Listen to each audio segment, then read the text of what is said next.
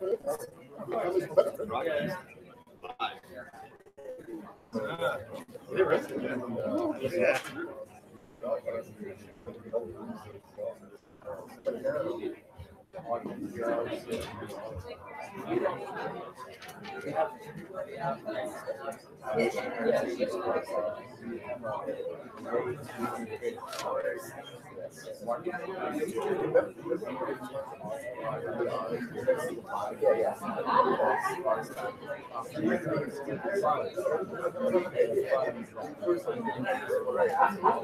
up, man? How you doing?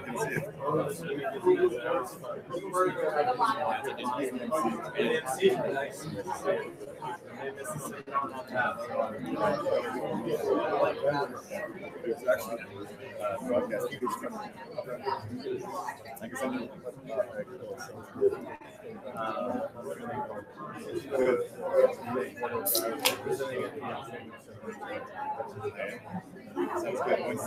Yeah, you mentioned that.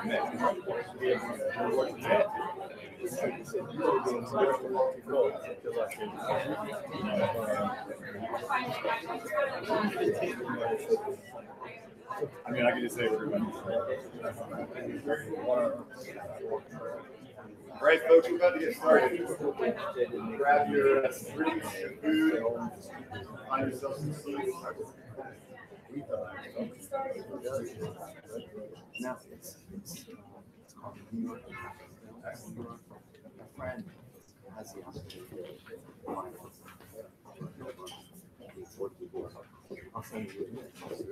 right. Hey guys, and welcome. I'm Carl Thorlson, co-founder of CitySense and chair of this event. I want to thank all of you guys for being here at the second annual NYC Smart District Summit. We're really excited to convene all of the different voices that are in this room right now, and we have a really cool agenda lined up. So I'm going to get right into it. But beforehand, I want to say a few words about the goal of the event. It all started with a conversation right here in this room. So shortly after Grand Central Tech opened, we were having a lot of conversations with other tech companies that were based in this space and with our customers. And what kept coming up was that we were hearing a lot about the scale of the smart building on one hand and about the smart city on the other. But there was this scale in between that no one was talking about. And it felt to us that that was really where the action was, this district scale, the neighborhood. And we felt that way because when it came to urban tech, we were seeing that a lot of, more and more often, a lot of forward-looking developers were doing projects beyond just the single building scale, but at this, clusters of buildings that would enhance one another at that scale. And from Sidewalk Labs to other groups like the 2030 eco districts at the public level, there was a lot of conversation about how to move things forward. And so we wanted to address that gap. The big issue here is the neighborhood scale technology. And within that, there are topics like geographic information systems, IoT sensing, and open data. But more importantly, we wanted to find out how can neighborhoods learn from each other. And so that's the goal of this event, is to promote that dialogue and build connections across public and private stakeholders. We do that by presenting tangible case studies on neighborhood scale technology. So last year included SPS Neighborhood Challenge 5.0. That was the first Smart District Summit. And we partnered with SPS to use this event in this room as a launching pad for the Neighborhood Challenge 5.0, which brought together tech companies and CBDOs from across New York to collaborate on projects that would apply technology to solving neighborhood challenges. That year, we did paired case studies between technology companies and their partners. This year, we're bringing together case studies at the neighborhood scale from both the public and the private sectors, as well as a panel of neighborhood managers from across the 5 boroughs. So, like I said, we have a packed agenda. We've got Luke Falk with Related Companies, who's going to be speaking from the private neighborhood scale development perspective, looking at Hudson Yards. Then we've got Jeff Reesum from Gale, who's going to be delivering more a perspective from the public side, looking at data-driven neighborhood scale interventions on downtown Denver and the New York City plazas. Then thirdly, we've got MasterCard delivering a presentation on insights from their RLI neighborhood data platform, looking at ways to leverage granular local data to better support local businesses. And then at the end, we'll have our CBDO panel to hear from CBDOs across the city that are leveraging tech to improve their districts.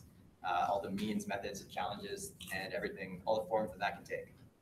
So all of that to say that we're a lot closer today to the beginning of the conversation than the end. And today we're going to hear from leaders who have been thinking at that district scale for many, many years. And so before we get into it, I just want to extend a special thank you to our sponsor, Grand Central Partnership, which is the bid that this building is in, and as well as MasterCard, our sponsors for this event, as well as to our hosts, Grand Central Tech, and to our co-conspirators in putting this on at UrbanX, SBS, Malka, and CitySense. So now let me introduce Robinson Hernandez to say a few words. He's the director here at GCT. Robinson, take it away. Hey everyone, well thank you so much for coming to the Urban Tech Hub here at Grand Central Tech. Always excited to welcome the BID community. This is a community that's very close to me. Some of you I know very well from my days over at SBS and NBAD and all of those other agencies. But for others, this is a new opportunity to start to engage and learn a lot more about what's taking place in the urban tech space. So what is urban tech? Urban tech is this smart city technology that everyone talks about. It's the mobility, transportation, it's IoT, which are all these sensors that are out there, and there's a couple around here in the room. There's open data, there's clean tech. There's so many different opportunities where we bring all this technology together and we look at how do we engage this technology in an urban environment. And so the city had the foresight of saying, okay, well, how do we leverage all of this cool activity, this creativity? How do we bring it together somewhere so that we can nurture it and start to really grow a sector here in New York City? And so working with the Economic Development Corporation, they and ourselves, well, through Grand Central Tech, created this Urban Tech Hub. And so it's a 50,000 square foot space that allows us to accommodate growth stage companies. So these are companies that have exited an incubator and accelerator program that are looking to continue to grow. And what we wanted to do was to find an ecosystem, create this ecosystem for them that allowed them to be able to access programming and a bunch of other benefits that is really what creates these clusters of innovation throughout the world. And we've seen this in Copenhagen and Amsterdam, Singapore. Singapore just wows your mind sometimes when they talk about, you know, like if there is some wind, how it impacts the design of buildings. You're like, that's great. We want to be able to do that here as well. And so we're fortunate to be able to host again. Last year, you know, partnering with CitySense, Malka, all of the other entities, SBS, we were able to do the Neighborhood Challenge 5.0, which was really an introduction on how do we bridge community-based development organizations and technology. So we're seeing a lot of cool development, a lot of cool innovation. And Luke is a great friend from grad school as well, who's going to be up here, he's going to be talking about like what they're doing in Hudson Yards. And it's an opportunity for you guys also to learn about what's taking place elsewhere in the city. What are you guys also able to do? And how can you take that technology to your community? That's what makes it really exciting for us to be able to be a home for a lot of that type of thought leadership or all of that, you know, thinking that takes place there. So we're very fortunate to be able to play host. We're also very fortunate to have amazing partners like MasterCard and GE who are leaders in these industries who are really looking at ways of transforming that urban environment. And so again, welcoming all you guys here. If you guys have any questions or you want to take a walk around, see what's going on, please do. But with that said, I now want to introduce Karen, and I have her little bio here on this post-it note. Laura Bernbach from the Department of Small Business Services. She is the Director of Capacity Building. She's a connector, a communicator, and a community engager. She's done a lot of work, not only in New York City, but she's done it throughout the world. She's been in Nairobi, Belgrade. She's also been down in the south in Biloxi. And she is going to give us a little bit of insight to what SBS is thinking and just an opportunity to, again, bring SBS back into the conversation of what's taking place. So I have not seen Laura yet, but I assume she's here somewhere. There we go. Okay. All right. So Laura, welcome. And thank you guys for coming to the Urban Tech Hub. Cheers. Thank you. Okay, I've got my really high-tech presentation here, my notes. So hi, everyone, and welcome. Thanks, Robinson, for the introduction. and to the team at Grand Central Tech for organizing and hosting this great event. Also, thank you, Carl and Star, for your work leading up to today and for your thoughtful approach to connecting the diverse groups and individuals here. I have a colleague from SBS here today, Emily. I just want to recognize her, and Sean, if you're here yet, just so you'll know who they are and you can connect with them as part of the Tech Showcase and Happy Hour later today. So I'm really excited to be here to represent SBS at the second Smart District Summit, because I think that means that last year's inaugural event was a success worth repeating and expanding on. I'm going to say a little bit about SBS. I'm sure there are many of you, I know there are many of you here in the room that know lots about SBS, potentially much more than I even, but there are some of you I think who may not know. So I just want to touch a little bit on who we are, what we do, why we're here. So SBS is really thrilled to continue to be part of connecting our nonprofit partners with innovations in data and technology, especially technology that is empowering groups to tackle challenges at the neighborhood and district level, something that Carl had just touched on. As some of you know, SBS partners with community-based development organizations, or CBDOs, right? We wouldn't be government if we didn't have acronyms. So CBDOs, to create the conditions under which local businesses can grow and thrive, resulting in vibrant, mixed-use neighborhoods where people can live, do business, work, shop, and play. We work with community-based development organizations because we understand that empowering neighborhood leaders and community members results in change that is more genuine and more sustainable over time. And we focus our work on commercial districts because we believe that commercial districts define New York City neighborhoods and the lived experience of all of us as New Yorkers. So what does that actually mean in terms of the day-to-day work that we do? Well, SBS partners with CBDOs to assess commercial district needs and plan targeted interventions. We provide and administer grants to CBDOs to help strengthen and revitalize commercial districts. In addition, we help build the capacity of our CBDO partners through trainings, coaching, and one-on-one technical assistance. And finally, we oversee the largest network of business improvement districts in the country. With number 75, Morris Park in the Bronx was our most recent bid passed into law in January. So in recognition of the need for more opportunities to experiment with data and technology to tackle these district and neighborhood level challenges, as you've heard last year, we relaunched one of SBS's signature grant programs, which is called Neighborhood Challenge.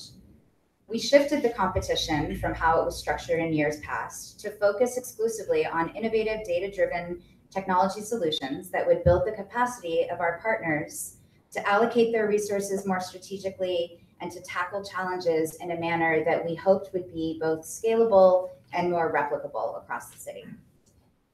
We asked CBDOs and their partner tech organizations, tech companies, to envision solutions that would help improve their operations, better target their services, or address local public policy challenges. As you've heard, we introduced this rebooted neighborhood challenge at last year's Smart District Summit, and we received a very enthusiastic response from applicants. And after several rounds of proposal reviews and a very exciting pitch competition for the finalists, SBS awarded $100,000 to 5 CBDOs, some of which are here today, to implement their projects. So since I know you're going to be hearing from these groups shortly, I don't want to steal anyone's thunder by talking about their work for them. But I just want to say that I think for all the parties involved, the Neighborhood Challenge competition provided all of us with a platform for learning and experimentation that we hope is encouraging new ways of thinking about commercial district management, along with enabling the kind of data collection at a very granular level and the ability to really target and customize services that we didn't think was possible even just a few years ago. We're in very early conversations exploring the possibility of a new round of Neighborhood Challenge, possibly this fall. So I can't say more than that, but I'll be very excited to share that news, if I have news on that front, as soon as possible. So I'll just close by reiterating how pleased and thrilled we are to be here at the Smart District Summit and that it's happening again this year. And we can't wait to see what kinds of partnerships and innovations come out as a result of the collaborations and the connections that are being made here today. So without further ado, I'll turn it back over to Carl. Thank you all. Thank you.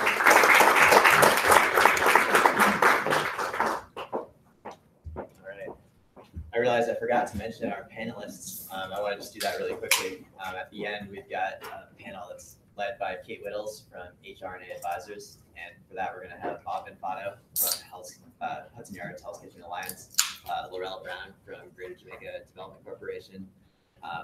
We're also going to have Fred Cerullo, if he can make it here, from the City Planning Commission meeting. Fred, all right, excellent. So our panel will be complete.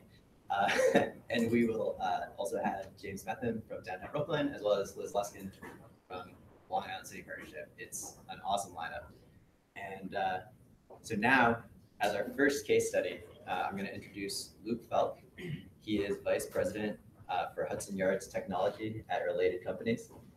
Luke is responsible for implementation of Related's Hudson Yards technology strategy, which includes a focus on enhancing the energy performance of new and existing buildings and the incorporation of innovative technologies. Prior to joining Related, Mr. Falk was a project manager for the New York State Energy Research and Development Authority, NYSERDA. In that capacity, he managed NYSERDA's suite of statewide energy efficiency and green building programs, targeting the multifamily housing market with a collective budget exceeding $250 million. He serves as a lecturer at Columbia University, where he has taught in the graduate level sustainability management program since 2009. Please welcome Luke Falk.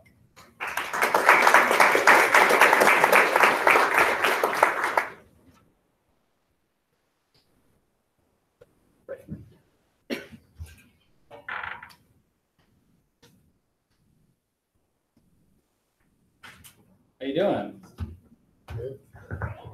Good to see everybody. Can you hear me? Can you hear me? Awesome. Great. Cool. So last year, my wife, Bridget, helped put this event together, and the bid peeps are her peeps. So she says hello to everybody.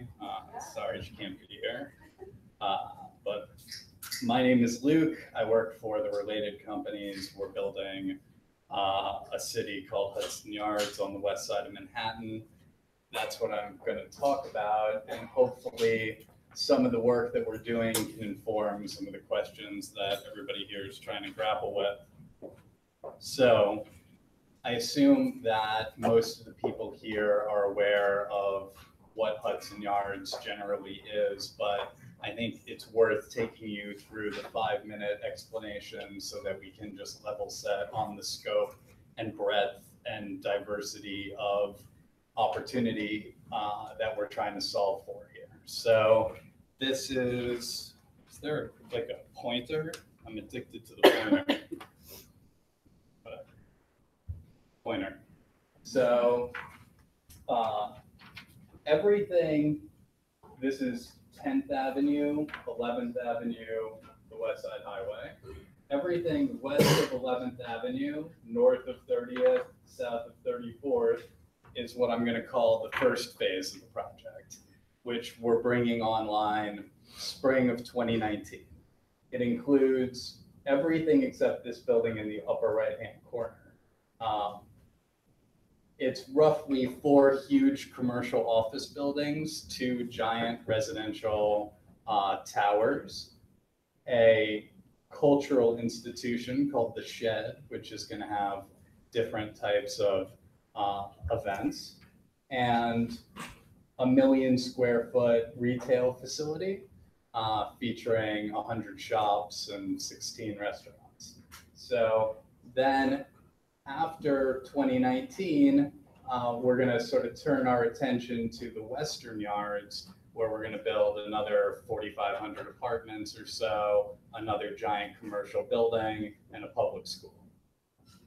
So there's a wide variety of use cases. Now, everybody who's been familiar with New York for a long time probably wouldn't have believed us 15 years ago if we had said that the site bounded by 10th and 12th and 34th and 30th was going to be sort of a major connected hub of the city from a transportation perspective. But fast forward to today, the extension of the 7 line and some other things, the helipad, the ferry terminal, and all the rest of it actually make it a hugely connected site right now.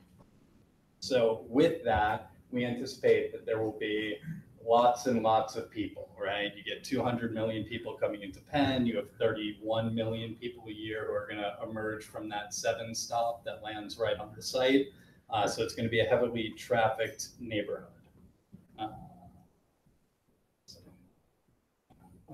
Pointer? Can you see the pointer? Can't see the pointer. Sorry.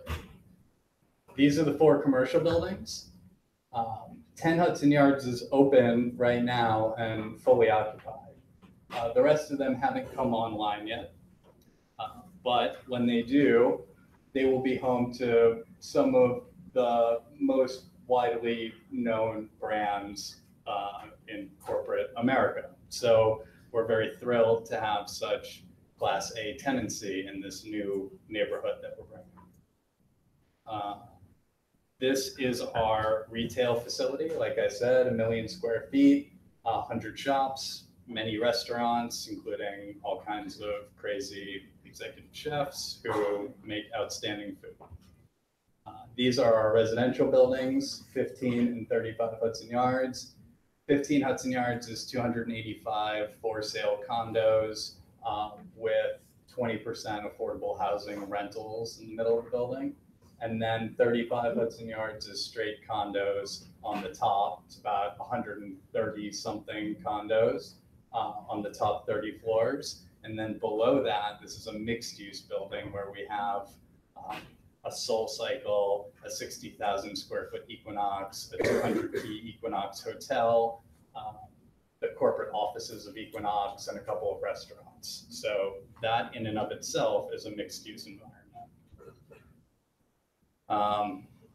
Just some stats about the surrounds, right? Hudson River Park gets 1.5 million people. The High Line dumps right onto the Hudson Yards site, and that is currently the most popular tourist draw in the city. So I think that's actually an outdated stat. I think it's 8 million visitors a year now. We talked about the 7 train, and then you've got Javits Center right up the block. When we open the whole neighborhood, there's going to be one of the buildings, 30 Hudson Yards, is going to house the highest open air observation deck in New York City, higher than the Empire State Building. So we think 3 million people a year will go to that. There's this big sculptural edifice in the middle of it all called the Vessel, designed by Thomas Heatherwick, that we think will be a big draw. And then the Shed will have lots of visitors as well. So when you put it all together, it's approximately 18 million square feet of space across almost every use type, 26 million visitors a year, 75,000 people a day.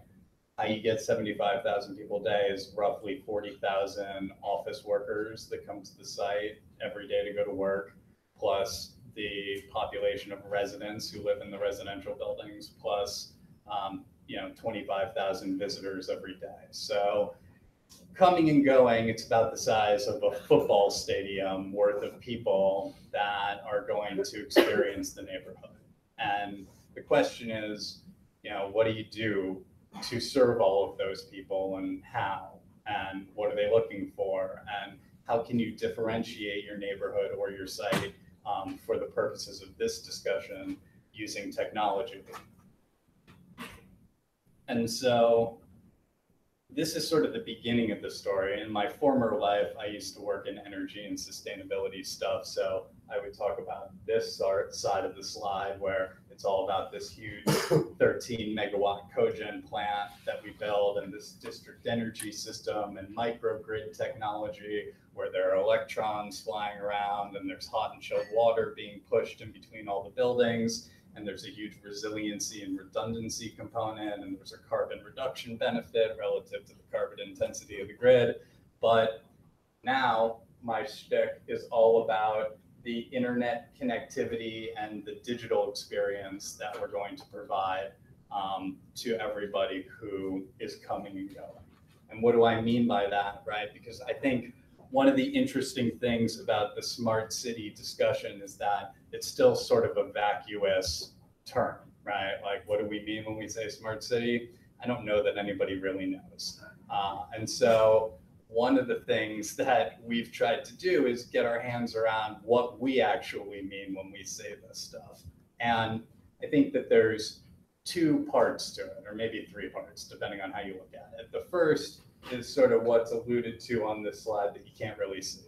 It's the layer one infrastructure that we were able to provide because we were building a new neighborhood from the ground up. So the site is built on an active train yard, and we built a platform across the train yard that now appears to be the land that people will walk on.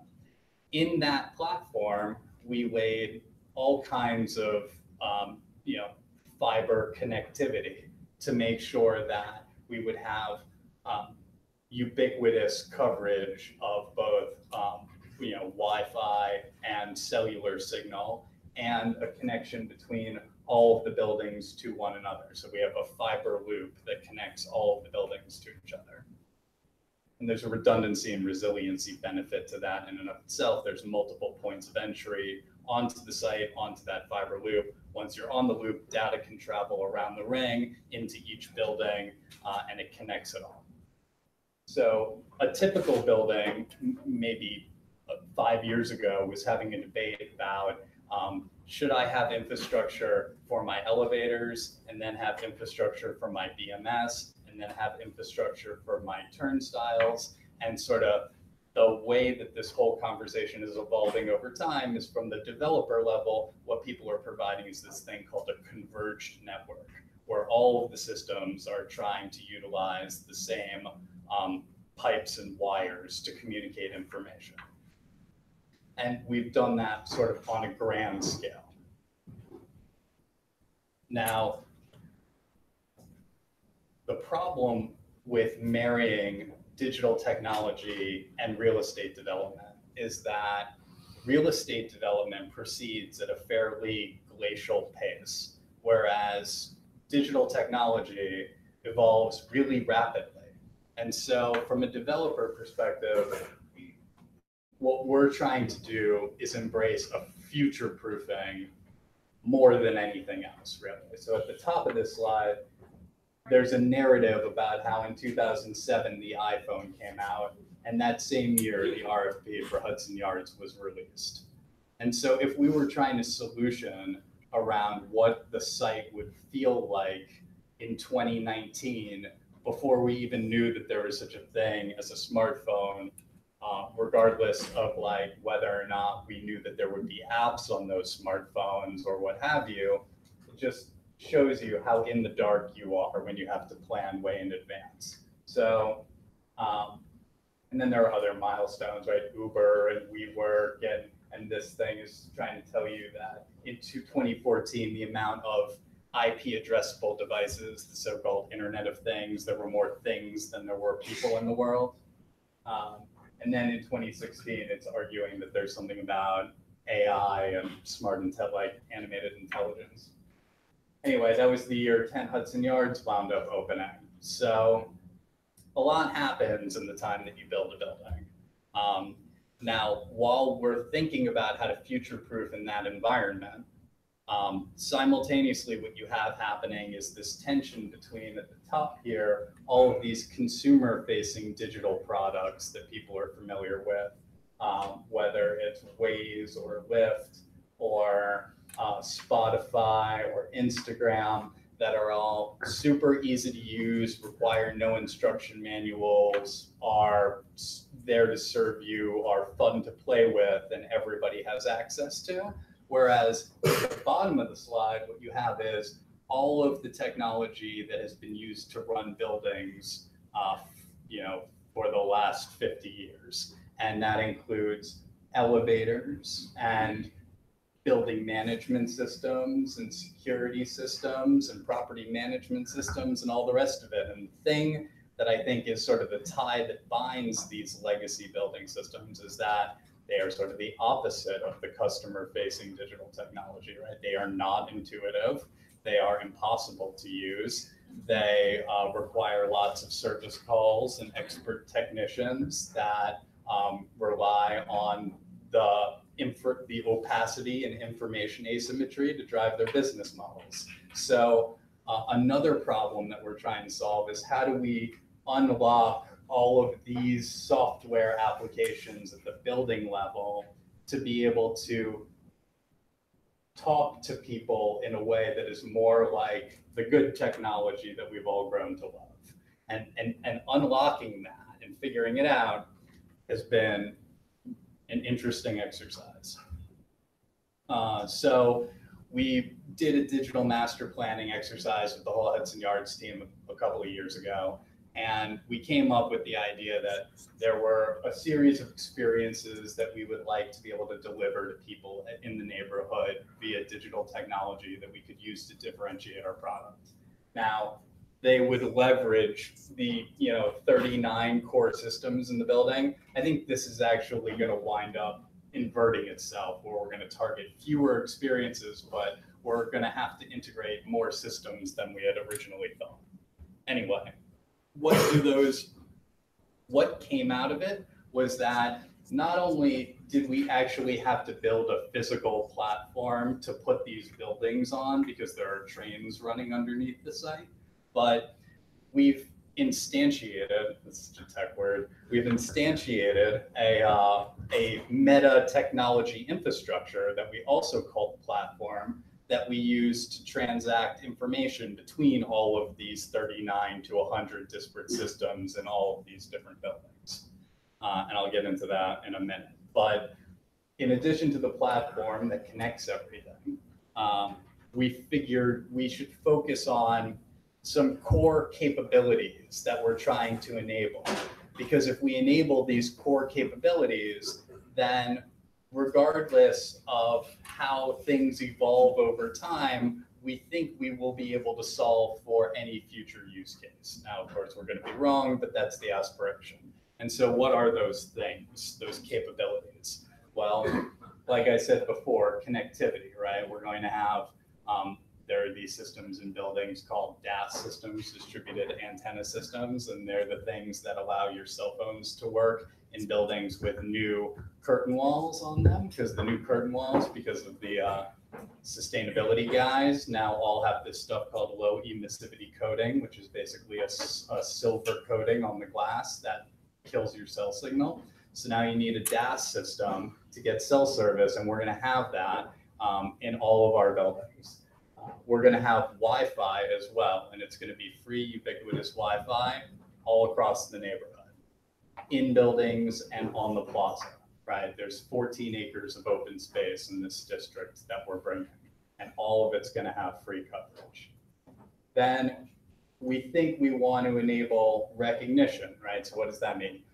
The ability to figure out who's there and know who they are to the extent they're supposed to be there, and maybe associate a set of permissions with that person's identity. Like this person can access a physical space that other people don't have access to, or this person should have VIP shopping privileges that other people shouldn't have access to. So recognition.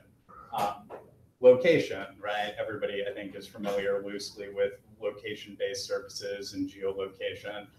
We're going to do a lot of that with the aid of beaconing technology where we need to, just so that we are able to figure out where people are. And there's a lot of reasons why you'd want to figure out where people are. Transactions. So obviously we have a huge retail component to what we're doing. I think there's a lot of interesting technology coming online now to track transactions. I'm sure MasterCard has a point of view on this. The thing that I'm super hot to trot on at the moment is this thing called credit card linking. It's wild, check it out. But then sensing, the idea that you can put lots of inexpensive sensors all over the place now and figure out things like air quality. You can figure like driverless cars, right? Automated vehicles are going to rely a lot more and more and more on sensors. So having adequate sensing technology, I think, is going to be super important moving forward. And then the last thing is the ability to tie all of these capabilities together in an integrated framework so that you can create new experiences using all of these core capabilities together. This is a slide for geeks. This is a visual depiction of our technology architecture. And what I was saying before is that this sort of middle platform here is it's called an enterprise services bus, or like an API gateway. It's a thing that translates all of the communication between all of the disparate systems that we're plugging into. So at the bottom, things like security cameras, BMS systems, customer record systems like Salesforce, if you're familiar with that, MTA data from the transit system, ad technology, if we wanted to serve ads, sensors and IoT devices from across the campus. All of this stuff feeds into the platform, and then it gets transacted in this harmonized communications where all of the systems can talk to one another. When you're able to do that, then you can create integrated applications to sit on top of it. And those can be things that drive operations or things that drive experiences. And so that's this slide, right? The bottom is just a recantation of what I just said, right? Sensors and systems and information going into the platform. And then what are we doing with that information? Well, on the operations side, there's a whole logistics discussion because we have a loading dock and we're going to have tons of deliveries, and how do we most efficiently manage that? Because you don't want to waste drivers' times and having them queue up by the site when they don't need to. So effective dispatch and logistics management and security of vehicles. Then there's energy management in my former life, like making sure that buildings are optimized from an energy performance perspective. Then there's security, making sure that people who aren't supposed to be in our buildings aren't in our buildings, while people who are supposed to be there are. That's a whole operations element. And then the thing that I focus the most on specifically is this sort of like user experience driven stuff that is not necessarily tied to ops, but is more just a brand differentiator. So I'll get into a little bit of what that is here. So I just spoke to the first bullet. This is just a different way to depict the same information again. On the left there, that's sort of our operations discussion. The next thing these are discrete projects that we're working on now that we're going to launch in spring of 2019, which every time I say it, it sounds sooner and sooner, and I'm wondering why I'm not actually working on it right this very moment. And so the second thing is dynamic wayfinding. So what is dynamic wayfinding? If any of you are familiar with the Link NYC kiosk, I'm sure all of you are familiar with the Link NYC kiosks that are replacing the phone booths on the sidewalk here. We have sort of our own version of that. We have our own form factor that more fits into the neighborhood design vernacular. But the idea is that we're going to have screens on each side of them, and we're going to serve ads. And in addition to serving ads, there's going to be a dynamic mapping and wayfinding feature that's interactive. At first, it'll be a touch screen. I'm sure that it's going to evolve over time to be a voice-driven experience. We're provisioning the infrastructure and the kiosks for that now. But once you have this network of signage, digitally responsive signage in place, you can do all sorts of things to engage people with it. You can do neighborhood takeovers for advertising. You can send people places. You can customize messages for people. Lots of cool stuff. I talked about connectivity everywhere. We're going to be selling tickets. So like these are all ingestion points to get people into our digital ecosystem. Events and ticketing is whether you're going to the observation deck at the top of that one building or you're going to the vessel to experience that sculpture, it's going to be a ticketed experience. And having people sign in and give you some information to get a ticket is a great way to get them into your network or your mailing list or whatever. Then smart home residential services. It's exactly what it sounds like, right? We're provisioning all sorts of smart home gadgets for the condos that we're building and the rental apartments across the street that we have online at the moment. And how do you tie them all together? And what do you do with them to make it an added benefit for the people who are in the buildings? We're building an app to serve all of our residents. So not just at Hudson Yards, but we own, 50 luxury buildings across the country. And they're going to have a mobile application that can do things like, in addition to open their doors and turn on their lights and power their shades if they have automatic shades and adjust their thermostat. There's a whole host of other experiences about connecting them to the building itself, whether it's reserving a party room or picking up a package or setting preferences about how they want their packages delivered into their apartment, or paying their common charges or rent online, or like having a guest list at the front desk or sending a buddy a guest key, all that sort of stuff. We're developing an app to facilitate frictionless entry. So this is like for our commercial buildings. I have to say, today's entry into this building was so delightful. They just like had a badge for you. You just said your name, guy gave you a badge. He was great at it. Usually what happens is you stop at a front desk and they ask you for your ID, and like, why? Why do they want your ID? So wouldn't it be better if you didn't have to talk to anybody, if you once you got an invite to a meeting, it landed on your phone, and when you were walking into the building, you just flashed your phone and the turnstiles opened and then it said go to elevator B3, and the elevator already knew you were going to the 19th floor because it said it on the invite on your phone? Or even better, what if you didn't have to show anybody anything and all the turnstiles were just always open and they only closed when it knew you weren't supposed to be there? So that's another thing that we're in the hunt for.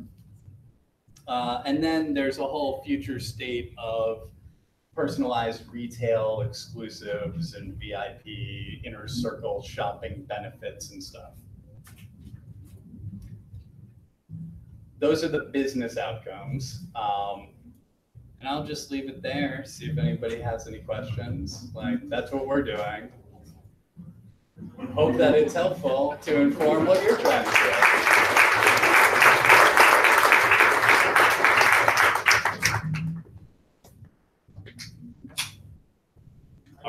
Do we have time for questions? Is questions legit? Okay. Great presentation. Are you the guinea pig, or is there any party from somebody to Singapore? Are you using some of your technology, or where does it? No, I think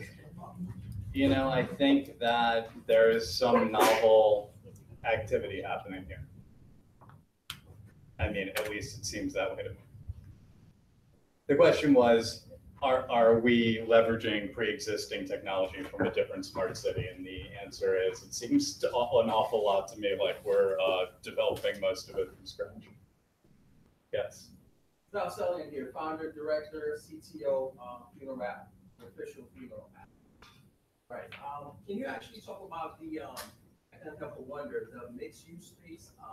I take it there's going to be some, I feel I have to speak on the subject, like the sort of low income housing situation, where, I'm not sure you're aware of how that works. Is that going to be implemented in that whole? Yeah, so one of the buildings that I showed is 20% affordable housing. It's made available to people at or below 60% AMI. Now, I don't know, don't quote me on that, because sometimes it's 80%, sometimes it's 60%.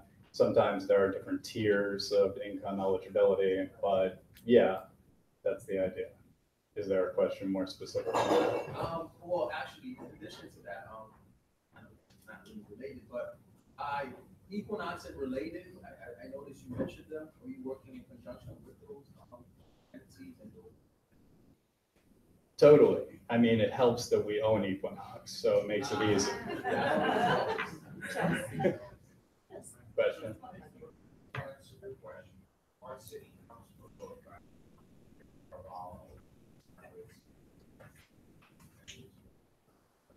but you know, I'm involved a lot, sort of this stuff with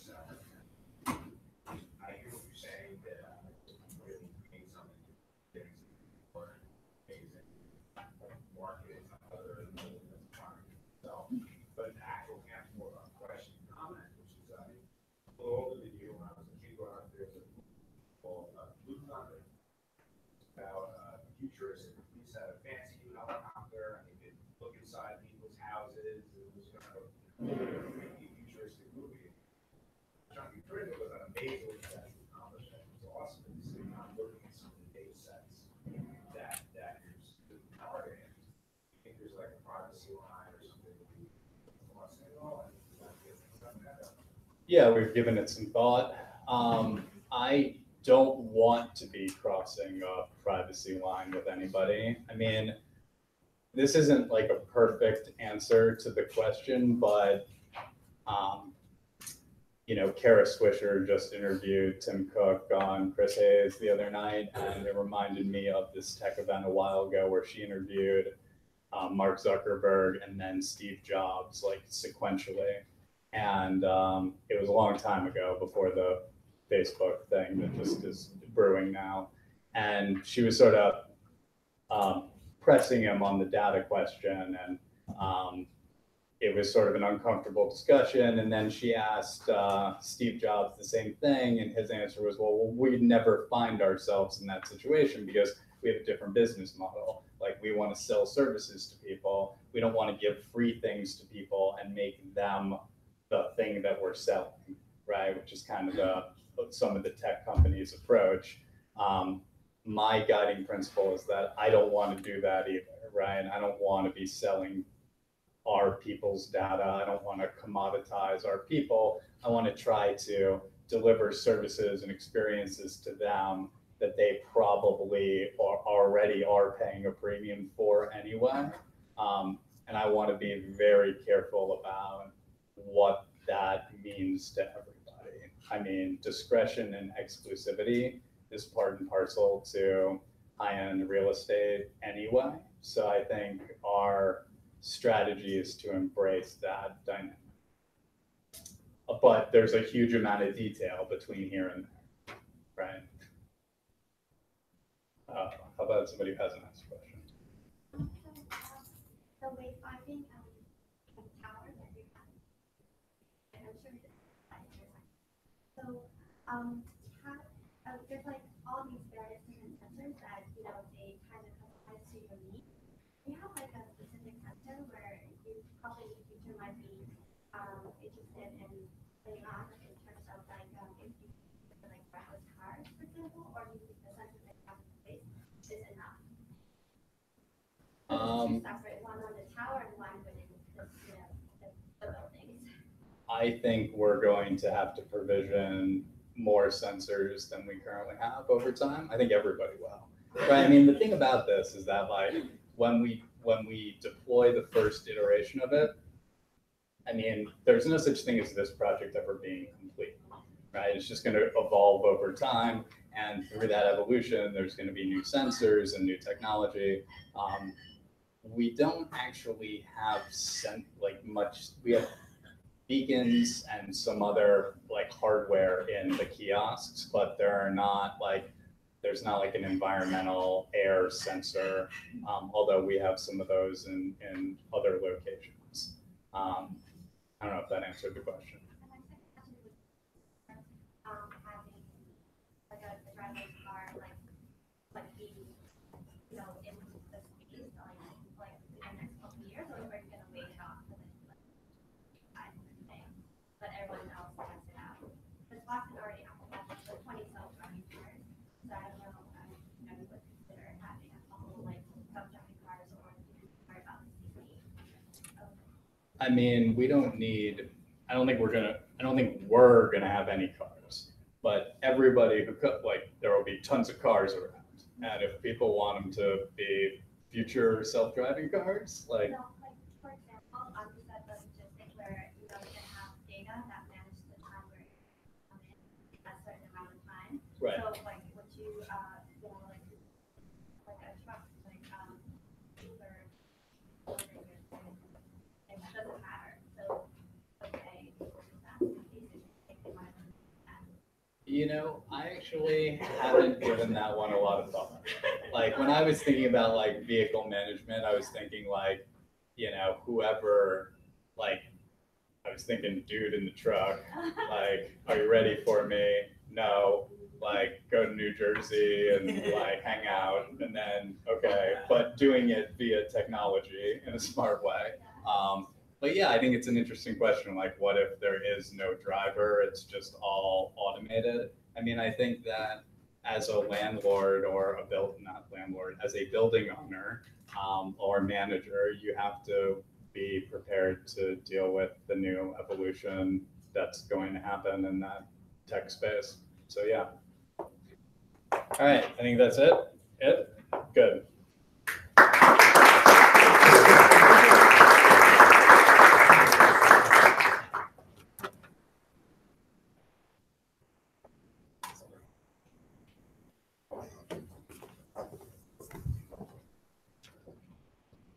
All right, thanks, Luke. And so now for something completely different from the side of the public realm, I want to introduce Jeff Reesum from Gale. He's their partner and managing director for the US. Passionate about the relationship between social science and design, Jeff Reesum works at the intersection of urban design, governance, business, and culture to deliver projects that are economically viable and socially equitable while efficiently using energy, land, and time. Building on global best practice experience, Jeff strives toward processes that catalyze local engagement and design solutions that remove barriers to diverse and equitable urban environments. An American with degrees in architectural engineering from CU Boulder and city design and social science from London School of Economics, Jeff lives in Copenhagen with his wife and 2 children. Jeff. Thanks. Cool. Those intros always sound better when they're written, right? The bios. Not that you did a bad job, Carl. I'm just saying. Like, I wrote it, so I should be critical of myself. Okay, cool. So if I go here, you guys can't really hear me? No? Okay. I'll try to stick to where I am. So if we shift the focus a little bit more to people in the public realm, like Carl mentioned, what happens is that oftentimes in this smart city that's a little bit diffusely defined, it's actually not so much about people and not so much about asking specific questions. So, Luke gave this brilliant presentation about how so many things are thought through. It seems a lot of the systems are being created for a particular reason, but unfortunately, a lot of smart city data is being generated just because we can measure it. So less than 1% of all the data we're collecting is actually being used. So we got this like inundation of information and smart this and that, but it's actually really difficult to apply in certain useful applications. And so for us, rather than starting at the technology bit, what we try to begin with is more about values. So what type of things do we want to make sure are present in our communities and in our neighborhoods? And there's a long list here, right? But especially when you're dealing with the smart city, it should be about transparency, trust, and everyday life, like the everyday things of crossing the street, going to school and work, meeting friends and family. So if we start with those values, we hope that we can actually future-proof a bit, right? That is a really good point that you mentioned about technology changing so fast, but there are some elements of just being a Homo sapien, like the way our senses work and the speed in which we walk and the way that we take in our environments that we know are going to be the same many millennia going forward. Now, that doesn't mean that culture is not going to change, right? So there's a mix, and that's why I think it's a good combination that Carl and Star have like curated this event to have these two worlds come together, because it would also be incredibly boring if the city looked and felt like it did 150 years ago today. So of course there's a change, but finding that balance between future-proofing based on human use, and for us it's about human comfort very much. So the feeling invited, feeling welcome, feeling safe and protected, that sense of comfort is the type of environment that we try to create in our work. And a big part of the work that we do is also trying to measure and quantify and understand some of these intangibles, right? Like if you think about in yourself, when do you feel comfortable? What are the conditions that bring that type of comfort? It's actually probably somewhat different for all of us. The baggage that we carry, are we male or female, black or white? What kind of neighborhood do we come from? These things in our culture and our makeup really impact that notion of comfort. And so what we try to do is understand somewhat quantitatively, qualitatively, what what makes places great, what places are universally accessible and inviting. And then we use this knowledge to make better decisions about our cities, basically, better decisions about how we invest, how we design, how we advise city leaders. So we've collected a lot of this data actually from around the world, cities large and small, hot and cold, large cities, small cities. We've gone out and really measured and monitored how people use their environment. And we've begun to get a pretty interesting database actually of this stuff. So this database, about 150 cities, just to give you a story of this, can be used in funny ways, right? So we're working in Nashville, Tennessee, and we could show the folks in Nashville and Lower Broadway that they have as many pedestrians per hour as Fifth Avenue, right? And the folks in Nashville, you can imagine like spitting the beer out of their mouth, right? Like, oh my God, that can't be, we're Nashville, we're not Manhattan, we don't want to be, totally different situation. But having this database, being able to compare cities that might be different, but being able to compare some of those unique situations and say, hey, if you have as many folks as a busy Shanghai street or the center of Midtown, you might want to take some lessons from what those cities do with that amount of people and apply it to the specific condition in Nashville, right? You don't want to apply it everywhere, but you can learn something, learn a specific lesson that helps them make better decisions about their street. So this database allows us to compare places, and it allows us to understand this idea of stickiness, right? So stickiness is interesting because it's about not the quantity of people walking by, which is this slide here about a lot of people moving through space. If you think about if a space is sticky or not, it's like, well, how often do people spend time out of that group? How often are people invited or compelled to stop up and spend some more time in a place? And that's incredibly important for bids, right? We'll talk more about that idea of spending time, but you want people to spend more time in your district, of course. So quantitative, qualitative, this idea of stickiness, we've broken it down to, you could say, if you have these elements of protection, comfort, and enjoyment, I know this is very small, I was just sitting back there squinting, but if you have these 12 qualities, glasses come on, zoom on cameras, things like that. If you have protection, like the basic stuff, you're going to be in good shape. If you feel safe, you're protected from traffic. If you have some comfort elements, being able to sit, stay, see, talk, and listen if sound levels are good, then the place becomes even more sticky. And down at the bottom there, this is really just an idea of enjoyment, you know, real pleasure, opportunities to enjoy the climate, even maybe aesthetic beauty. So if you have these elements, you get a situation like this, right? So this space on the left in Copenhagen, 8,000 people walk through there every day.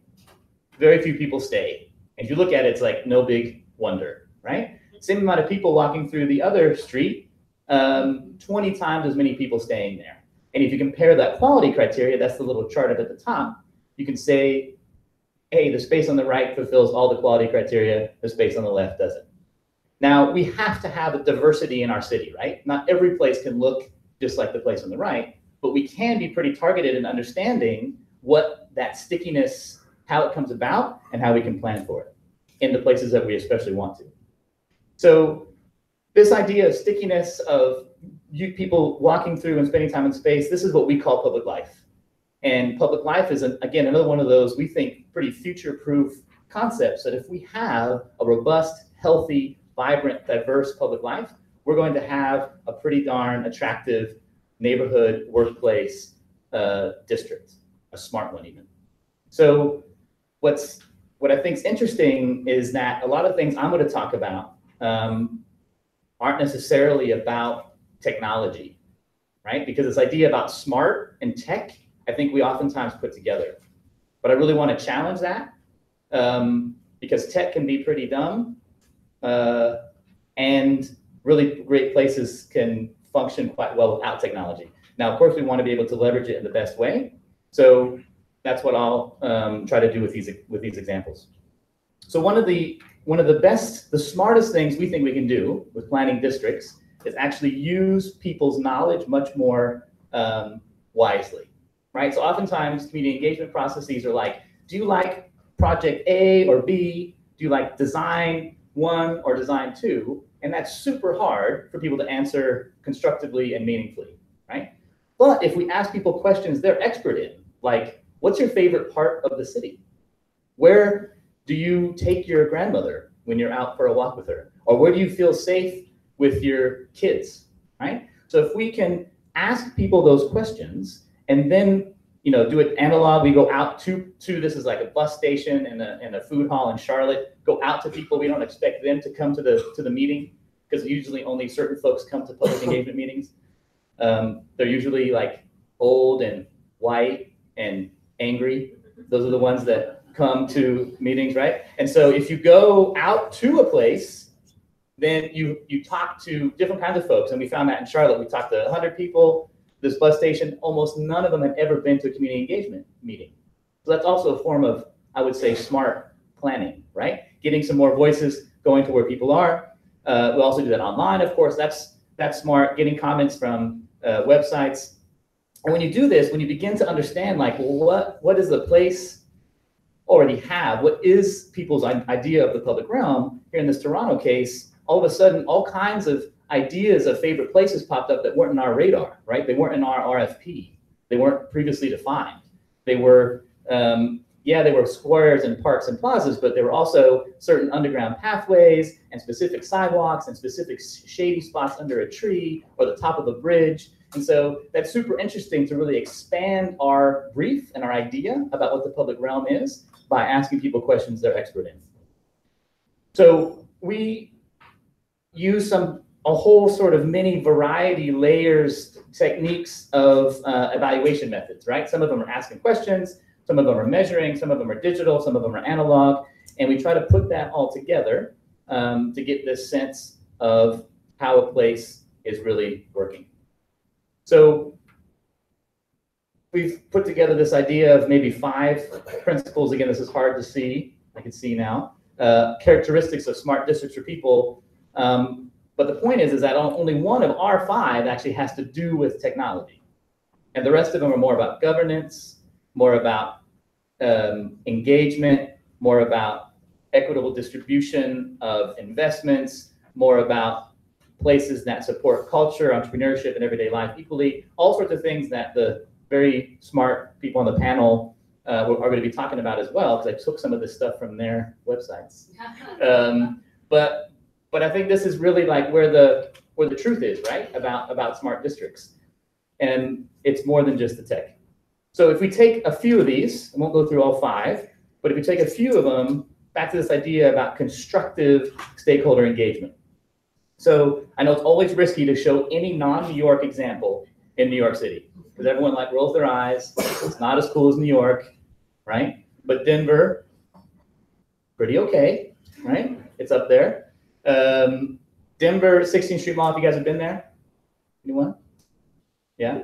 It's 70 degrees in Denver today, just so you know. So the 16th Street Mall, on the one hand, works incredibly from a transportation perspective, right? You talk to the transport folks in Denver, it's like the most efficient free bus, 45,000 riders a day, works brilliantly. If you ask anyone else in Denver, they'd say the 16th Street Mall is pretty lame, like kind of boring. Shop owners is underperforming. People that own land there, moderately happy. They think it could be doing a lot better. And there's a real conflict now between antisocial behavior, so safety, solicitation, weak retail environment, and this idea that actually all those buses are causing a lot of maintenance and repairs, $5 million a year. So you have a typical situation now in the city. One side is saying it ain't broke, don't fix it, this is what the street is for. The other side saying it's really radically underperforming. And so you see this in many neighborhoods and districts and cities. And the question is, well, how do you kind of break that logjam? How do you get smarter about district planning? And so what we tried to do, taking some lessons from work that we did with Mayor Bloomberg and Jeanette Sutter-Kahn 10 years ago about trying pilots, right? Doing some typical tactical urbanism. This, a lot of you know these type of things, but it's brilliant if you use it the right way. So what we did, partnered with the local BID to create these beautiful true, this is not like a rendering, right, of what it could be like. This was like, if we reroute the buses here, so they usually go on 16th Street, if we reroute them just for a few blocks and then work with all kinds of different organizations and program the street, create different events, then we can see what the street could actually become if the buses aren't there. So give people a chance to see a different reality. And then we go out and measure the before and after, right? So we measure before the intervention, then we measure afterwards. You can see there's more pedestrians there. Everyone was lonely and eating lunch alone before. Now everyone is eating lunch together and relaxing and enjoying themselves. But we can quantify it, right? So 150% more activities, more commercial activities, monitoring commercial receipts, things like that. So that all sounds good. We do that for a couple of years. And then the transit operators start to say, hey, cute tactical urbanism guys, like we got some real business to do. We run a bus and our constituents need to know that the bus is going to be there every day. So this idea of rewriting the buses is cool, but if I'm in a wheelchair and I can't find the bus, that sucks, right? And it's like, this man is totally right. He can't experiment with his customers. So rather than just continuing the fight, what we did is we brought Bruce, the general manager of bus operations, we brought him down to one of the events together with building owners, together with head of city planning, head of transportation, all these folks that needed to make a decision about what was going to happen in the street. And we brought them down there when this stuff was happening, right? So you have a shared experience, people making a decision from a common point of perspective about what the city should be. So yes, the data was there, but it's something very different to smell, touch, and taste, see things. Bruce showed us stuff about what he thought was great. Other folks said, hey, this doesn't work very well. We took the bus ourselves, found out what worked and what didn't. And so what we found after that 2-hour workshop is Bruce, the grumpy guy in the middle, bought us the rest of the group of beer and said, what you need to do is do this every weekend all summer. Then my bus riders know if the bus is going to be there or not. If you just do it 4 Sundays, it's too random. But if you do it from Memorial Day to Labor Day every weekend, now it really works. We're like, amen, Bruce. That is a great idea that you had to make this better, right? Which we couldn't even dreamt of being that bold. So the point is that using that tactical urbanism, using experiences, measuring before and after gets you to a certain point. Then you have to keep on moving, and this is an evolution of a project. Started out with 1 day, now we're at a point of more official environmental review process where we're planning on how to spend that $110 million. This isn't just cute tactical projects. How do you spend hundreds of millions of dollars to do a real project there? And now people are having much more constructive conversations based on this series of experience. A very concrete element of this is back to this idea of data and how we use it, right? So 2 key issues for the Downtown Denver Partnership had to do with economic vitality of local businesses. Standard, every bid has that as an issue. The same with reducing soliciting activity. So for them, this was both about panhandling and also about folks from Greenpeace asking you if you want to be signed up for their newsletter. The bid did not like either of those things. So we could take this qualitative assessment of the building frontages along 16th Street, map them. So here you see the low one there. There's the 8 blocks of the street down at the bottom. Low level quality of frontages or high level.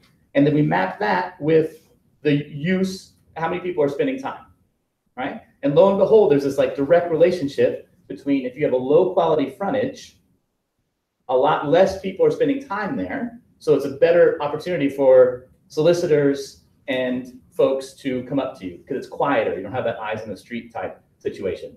So the soliciting was high where the facade quality was low.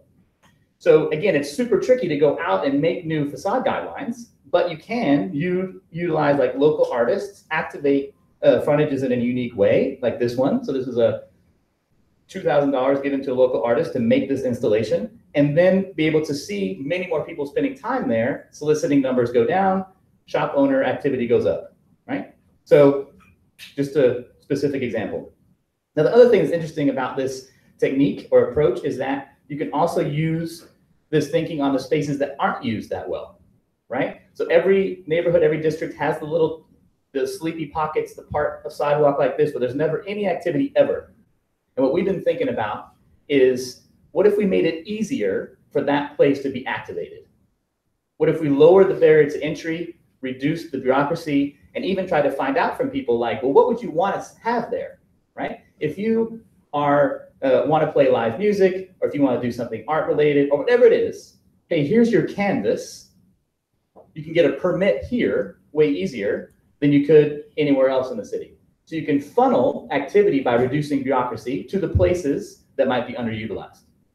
Bookable public space, just an idea. Talk more about that later. So yeah, I'll keep on going. We're running out of time. You guys get the idea. So the other one of these qualities would be continued development over time that ensures this public and private investments prioritize people and not just place, right? So this is about gentrification or displacement, but how do you make sure that your investments are impacting the folks that you want to have, that you made the policy for in the first place? Super tough question. So we worked with Knight Foundation, Tony Griffin, who used to be at the J. Max Bond Center for Social Justice, and asked this question about, well, who feels invited in some of the plazas that the city created over time? So all of you are probably familiar with the New York City Plaza program, right? Everyone knows it. Good in some ways, maybe bad in others. We thought it was yes or no's on that. Good? Mostly? Okay. So the thing I love telling the story about the Plaza program, and we had a little hand in this back 10 years ago, working with the mayor, is that the Plaza program takes a specific spatial concept. The idea of closing a slip lane and tying it into a little traffic island and making a plaza out of it. But a spatial concept that can be repeated all over the city, smart. And the other thing that's brilliant that we had no hand in, that was just the smart folks in the city government, that said, hey, what if we invert supply and demand and say, if you want one of these, you say yes. That's a brilliant kind of like creating a platform for yes. Because if you think about all the different ways that you engage the public, usually the public only comes to you when they don't want something, right? And this Plaza program was like, hey, we were going to do 4 or 5 of these. Who wants it? Which I think is a brilliant concept. I don't know why more cities aren't doing it. So that was all great. Bloomberg does that. 50, 60 plazas go in.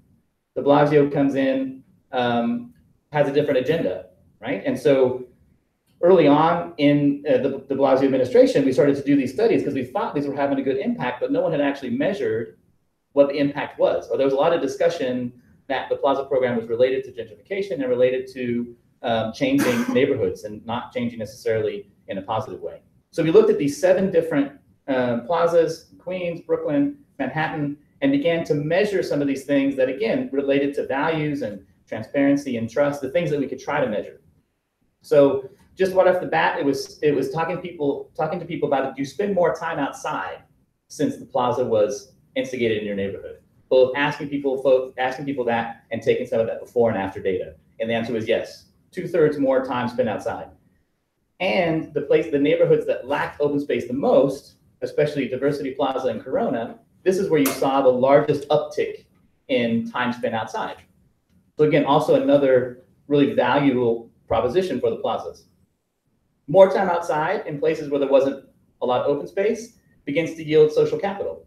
So we can also measure and say, hey, over half of the people we talked to, about 400 people in Spanish and English, do you recognize more folks in the neighborhood now since the plaza was there?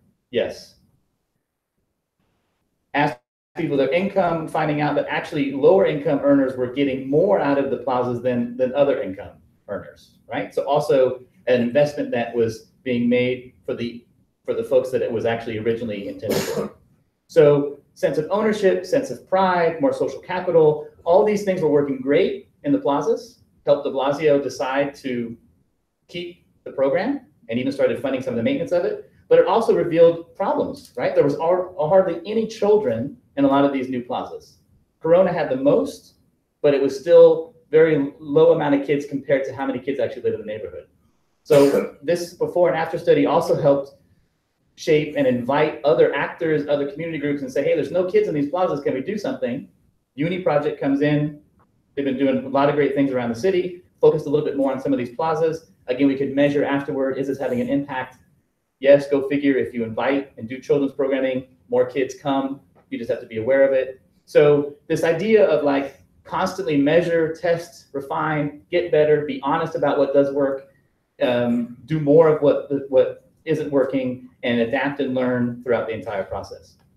And the idea is that, well, why can't the environment always be that responsive, right? So it sounds like Related's thinking about that responsive environment. Super interesting to try to get input from citizens, have that impact programming, change the design of the street, whether that be about vehicles or not, closed at different times of day, but again, responsive to real demand and use to the extent possible. Okay, last one. This one's actually about technology. Because of course there's a lot of smart, cool technology that we can use better. But again, not because it's cool and because we can, but to serve very specific community needs. So back to that evaluation method graph that I showed, all these different layers. What it's all about is, can we use machines to measure some of the stuff that machines are good at measuring? Machines are super good at measuring quantity of moving things. So yes, let's use machines for that.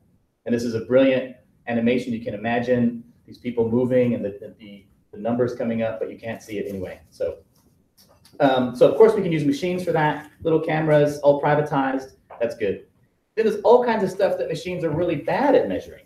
Like all the qualitative stuff. Are people smiling? Are they together? Are they alone? Are they young or old?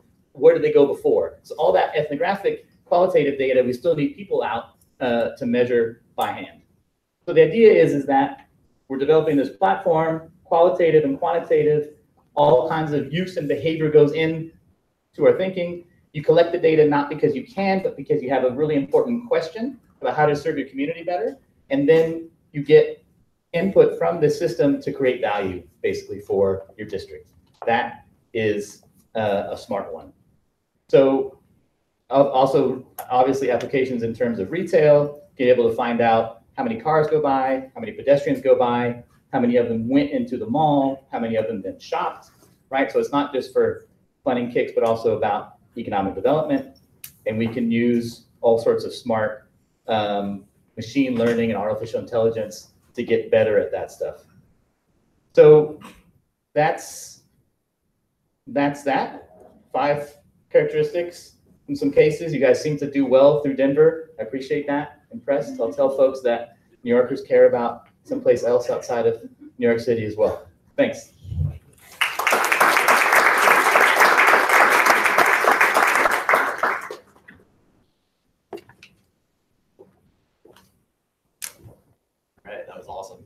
You guys are going to be the smartest districts ever.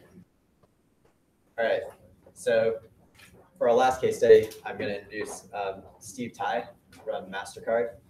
He's the Vice President for North American Region Development.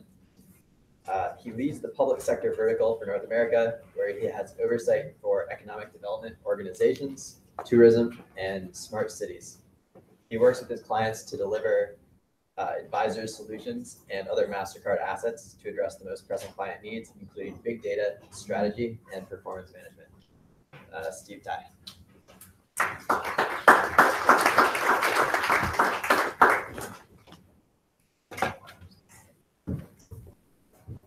All right, I was given 2 minutes to do my spiel. Normally it's an hour. So I will try to be very effective. Thank you, Carl, everybody else. A lot of people think about MasterCard, and you're probably wondering, how is MasterCard playing in the smart city space? Many of you know that we are a credit card transaction company, but we process up to 160 million transactions an hour, about 60 billion a year. And when you think about those number of scales, so if Tim Hopkins goes to a CVS store, we don't know what he buys at the SKU level, but we know date, time, location, dollar amount. And so we've been helping clients in the financial institution space really understand consumer behavior. It's not about what people think they did. We actually know what people actually did. And so when you translate this into the merchant vertical, we know that over time, when people say, for example, shop at a Neiman Marcus, there's a high propensity that that person will also shop at Starbucks. And so we've been getting involved in the public sector space for 2 years, really helping economic development agencies, smart cities to understand sort of the behavior of consumers. About 4 years ago, we actually started pursuing this path around big data and around real estate development. We took all those transactions we processed, we sort of force ranked it, and took a look at how that economic activity, when you have a POS sale at a merchant, overlaid it with the US Census hierarchy and saw what type of economic activity is going on.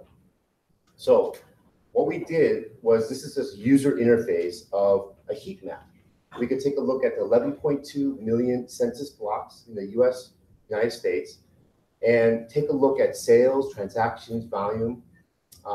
Jeff talked about some of the qualitative, quantitative data, what people are passing by.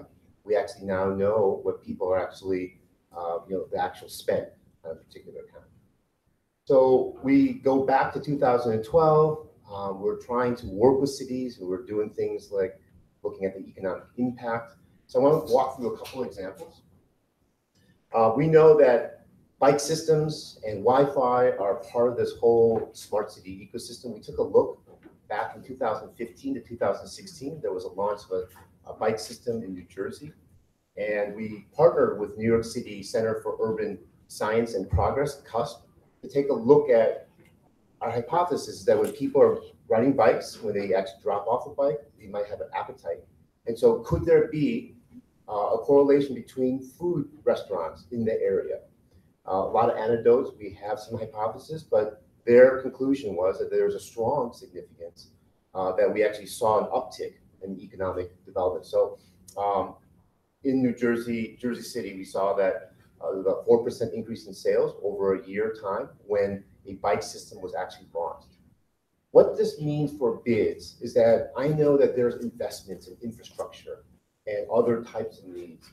We now have a tool to be able to look at what is sort of the economic impact of those type of investments, to be able to quantify that. Whereas before, you might have to rely on tax data that could be dated. We update our data between 6 to 8 weeks to be able to look at a particular geographic area to see what that uptick is. We can also do that for Wi-Fi and any other types of infrastructure investments that could be pretty critical. The second use case, and my last one, is the impact of the opening of the 2nd Avenue subway stop at 72nd Street. What the left graphic shows is sort of the snapshot 2 months before the launch of that opening of the subway MTA stop. And we show that there's 21 stores. We have a score. Now, I know the 847 might not mean much, but that is a percentile score, an index that we've sort of developed. And we see that a year later, that there's been an increase of 5 stores, and also an increase of actually the index of the sales as well. And so, it's very hard for city planners or BIDS to be able to see what is sort of the economic impact. Now you could actually have a very easy to use interface to see these type of before and after investments. The next slide talks about, we actually now are able to look at sort of attributes of consumer data. So we know from that particular area of where that launch was in the subway stop, 26% of the people were aged from 25 to 34, and the highest income were $150,000 or more. So when you think about the stakeholders within that bid, and you have small businesses and merchants, when you guys are trying to figure out who to go after, you have some demographics around that front. And then on the right-hand graphic shows most of the time people are actually shopping from that zip code, but we see here the 3rd largest group actually came from Chelsea. So rather than taking sort of a peanut butter approach of saying, hey, we're actually applying to everybody, we can now go look at zip codes where people are coming from.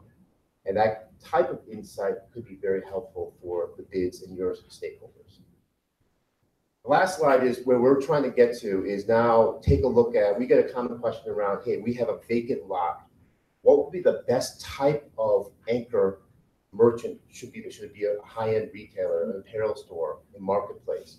We could take a look at the spend in that area, couple that with other demographic data, and to be able to say with very significant accuracy that it's actually going to be a high-end retailer or a high-end restaurant that would be successful based on the benchmark we've seen in the spend in that area.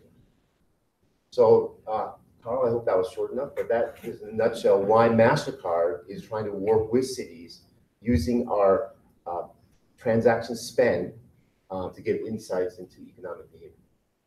Thank you.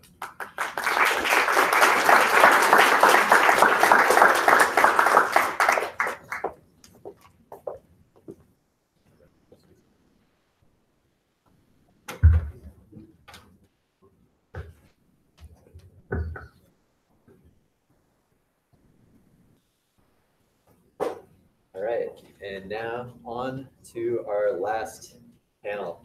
I'll call the panelists up onto the stage. Bob Benfano, Fred Cerullo, Liz Luskin, James Metham, and Laurel Brown could come on up.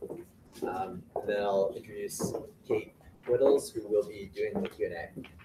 Kate is a partner at HRNA Advisors, where she advises government, developers, and businesses on how best to shape places, train people, and deliver infrastructure to prepare today's cities for tomorrow's opportunities. From New York to Sydney, she has structured strategic plans, public-private partnerships, policies, and programs to help her clients grow tech and innovation ecosystems in cities around the world. Working at the company, district, and city scales, Kate helps her clients leverage technology for economic development. Kate, take it away.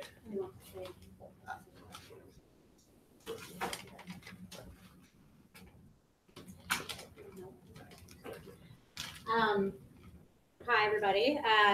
Good to be here, and I think I'm really excited about this panel and really how it's culminating from the prior presentations. You know, the first one is about shiny, great tech tools.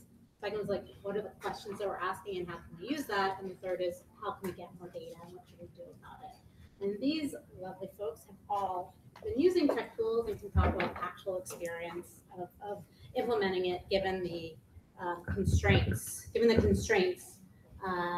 the bids operate in. So with that, I'll just do a quick introduction.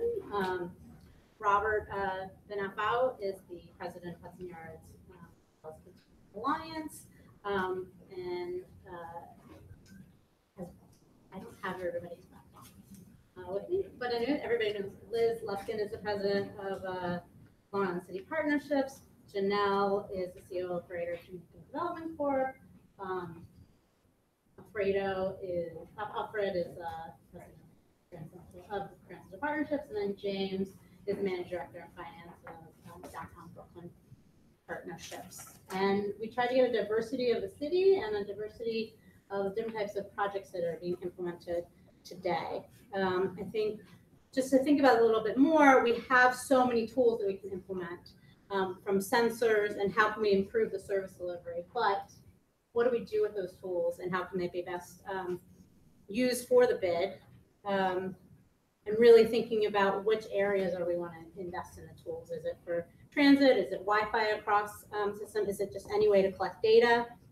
And really that balance between what data are we getting and how are we analyzing it, and what is it going to require to implement this data, and what's the ROI for that, and what's the effort that the bid would have to undertake to really benefit from the technology and the great data that's generated by it.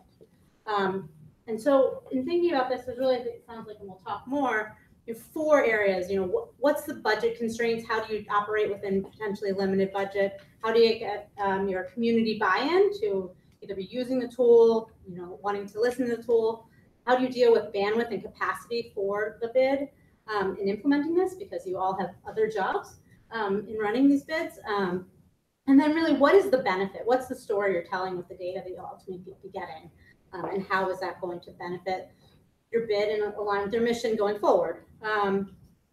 So I welcome everyone to start to think about kind of when they've been implementing these new technologies, some of the issues, whether it's governance, data security, data management, scalability, how are you communicating these new tools with your constituents, and and how are you measuring the success of the implementation? So with that, why don't, Liz, you want to kick this off and talk about your experience with the tools that you guys have been implementing and testing in Long Island City? Sure.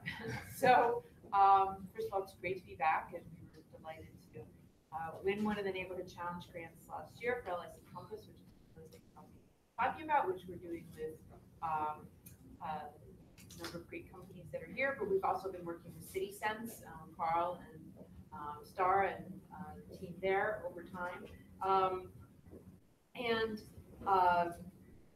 I first want to recognize Jeanette and Christina, economic development team. They're the ones really managing these projects and all the data. And so thank you. We started tracking economic development data 5-6 years ago or so. There was obviously a lot going on in Long Island City. I should say that we, like Greater Jamaica and you guys too, everybody except Fred, I think, is both an LDC and a bid. So a lot of times our catchment area is bigger than the bid, which means you have to think about revenue when we talk about budget, that the bid has a dedicated revenue stream, but the LDCs, depending on, a lot of times you're going to be raising money. So anyway, Long Island City, if you're not aware of it, is the fastest growing neighborhood in America. And even before that, it was clear that development was a key thing that was going on, and we started tracking that and mapping it. And we started tracking all of the amenities in the neighborhood and mapping that. And all of these things were on different tools, different platforms, and so on. And we were fortunate to have Star and Carl come to us from CitySense to talk about piloting some of their tools. And we really had a mission to make all of our maps work better, work well, and work together, and to start digging deeper than just providing data about this development, that development, but be able to aggregate things, and with the CitySense tool, be able to overlay it with public data as well, and do a lot of really powerful things. And then we've also, on the other side, been developing the LIC Compass project, which I'll talk about probably a little later, but that's a smart wayfinding system. So it's very interested in what Hudson Yards was talking about, all these things about how we deploy sensors and relate information. And I think that, you know, as we had talked about on the call when we were all together, these three things of sort of budget, bandwidth, but also benefit are really important. So you go into these things and you say, oh, we'll pilot something, and we get a little money to do that, or we get a grant. But maintaining what you're doing is expensive, and you have to prepare for that. So data and systems and tech are only as good as the people who are keeping the information that feeds it current and watching on it. So we all get excited, but then, you know, there's a long-term obligation involved, and that's where bandwidth that we were talking about. It's both the bandwidth of the people you're working with, the tech company, because we all get excited about more and more capacity that we can do, but it's also your internal bandwidth. Do you have the bandwidth to manage this project and to see it through, and to manage your own expectations? But the last thing is, I think, the thing that it's so important to keep your eye on for neighborhood organizations, which is, you know, who benefits, right? And is this benefiting your constituents? Because a lot of really cool things that we can do, and a lot of really interesting information. But if it isn't really of use to the people who are your constituency or some parts of your constituency, no one will use it. And then you'll have spent all this time and effort, and you will not have the support that you need from your constituents to keep feeding the beast. You know, like I said, that you need that budget to keep going. So you always have to make sure that the things that you're putting out into the public realm to be shared are the things that people want to know from you about the neighborhood. And I think that's also something else that as organizations we've all learned to think about. And we're certainly learning along the way to both have big dreams, but also think very strategically about, are we delivering them in a way that can be digested by the people who we think are going to use them, and that they will support their continued development? And Laurel, I don't know if you want to add on to that, and really thinking about, you know, what's the benefit? Yeah, so, you know, it's really interesting, and I say that in a neighborhood like Jamaica, you have neighborhoods like Times Square, or you'll have neighborhoods like Long Island City. And there's automatically a kind of video that plays in your head where you know everything you need to know about that neighborhood, you kind of get it. I think with a neighborhood like Jamaica, if a video plays, and it's a big if, the video that plays might not be the one that we as economic development professionals want to be playing in your head. And so it's really important to curate the story and be able to tell the story. And for us, again, when I'm kind of worried about the video that's playing in your head, data is really important, because oftentimes what I've found is that people don't understand our neighborhoods in the same way that we do. And we can sell the neighborhood in a way based on data that can overwhelm a story or a narrative that might not be the narrative that we want people to use. And so, for instance, when people talk about Jamaica, they might not know that the average income is well above the average income for New York City households, and having that information. They might not know the level of investment of development is over $1 billion in the past 10 so years. And it changes their story. I see people nodding their head. I just changed the story in your head through the data. And so I think it's really important, just kind of as a general proposition, the power of being able to use data to change a narrative and kind of to create a new narrative. I think it's important. Yeah, and I think there's also, maybe James, you want to add on about when you find a tool that is going to give you the benefit, how do you actually scale it and test it, given your experience?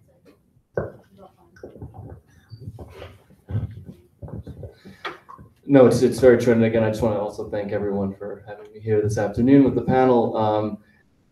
Scaling is so critical, and it comes into impact in terms of the staff that you have on board that can quickly digest the technology in terms of its interface with the surrounding neighborhood, the public. It also comes into play in terms of how your team can work with the respective technology and the technologists in terms of understanding how to deploy it, how to scale it, how to budget for it. We've had some success, and admittedly, I've been in this position just under a year, but the Downtown Brooklyn Partnership has been a leader in this, thanks to Laurel in her time there. We've really bought into big belly technology in terms of trash management and getting on board that early on, and making sure that we were finding efficiencies across the board in terms of our supplemented sanitation and so on, as well as quality assurance and tracking of conditions, whether it's with Salesforce or other means, or working with CitySense on understanding how public data can help you as a bid understand trends in real estate, or understanding how individual assessments play into your revenue needs in terms of budgeting for other collection of resources and revenue. So it's important when you stepping back again to scaling is going in and understanding what you're trying to bite off, I'd say. It's easy to go into the deep end very quickly on a great idea and think that it's pilot and then it's full scale implementation.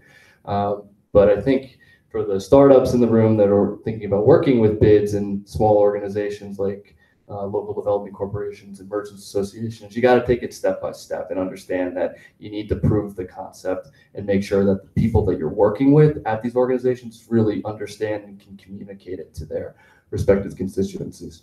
Yeah, and Bob, we heard about Hudson Yards earlier today and all the great technology that is being deployed, will be deployed. I wonder, share some thoughts of kind of some of the things that may have worked or you're excited about, and how you guys are really working on it. Well, most of what Related does is for the small area that takes place in the bid, and it's not really up and running yet.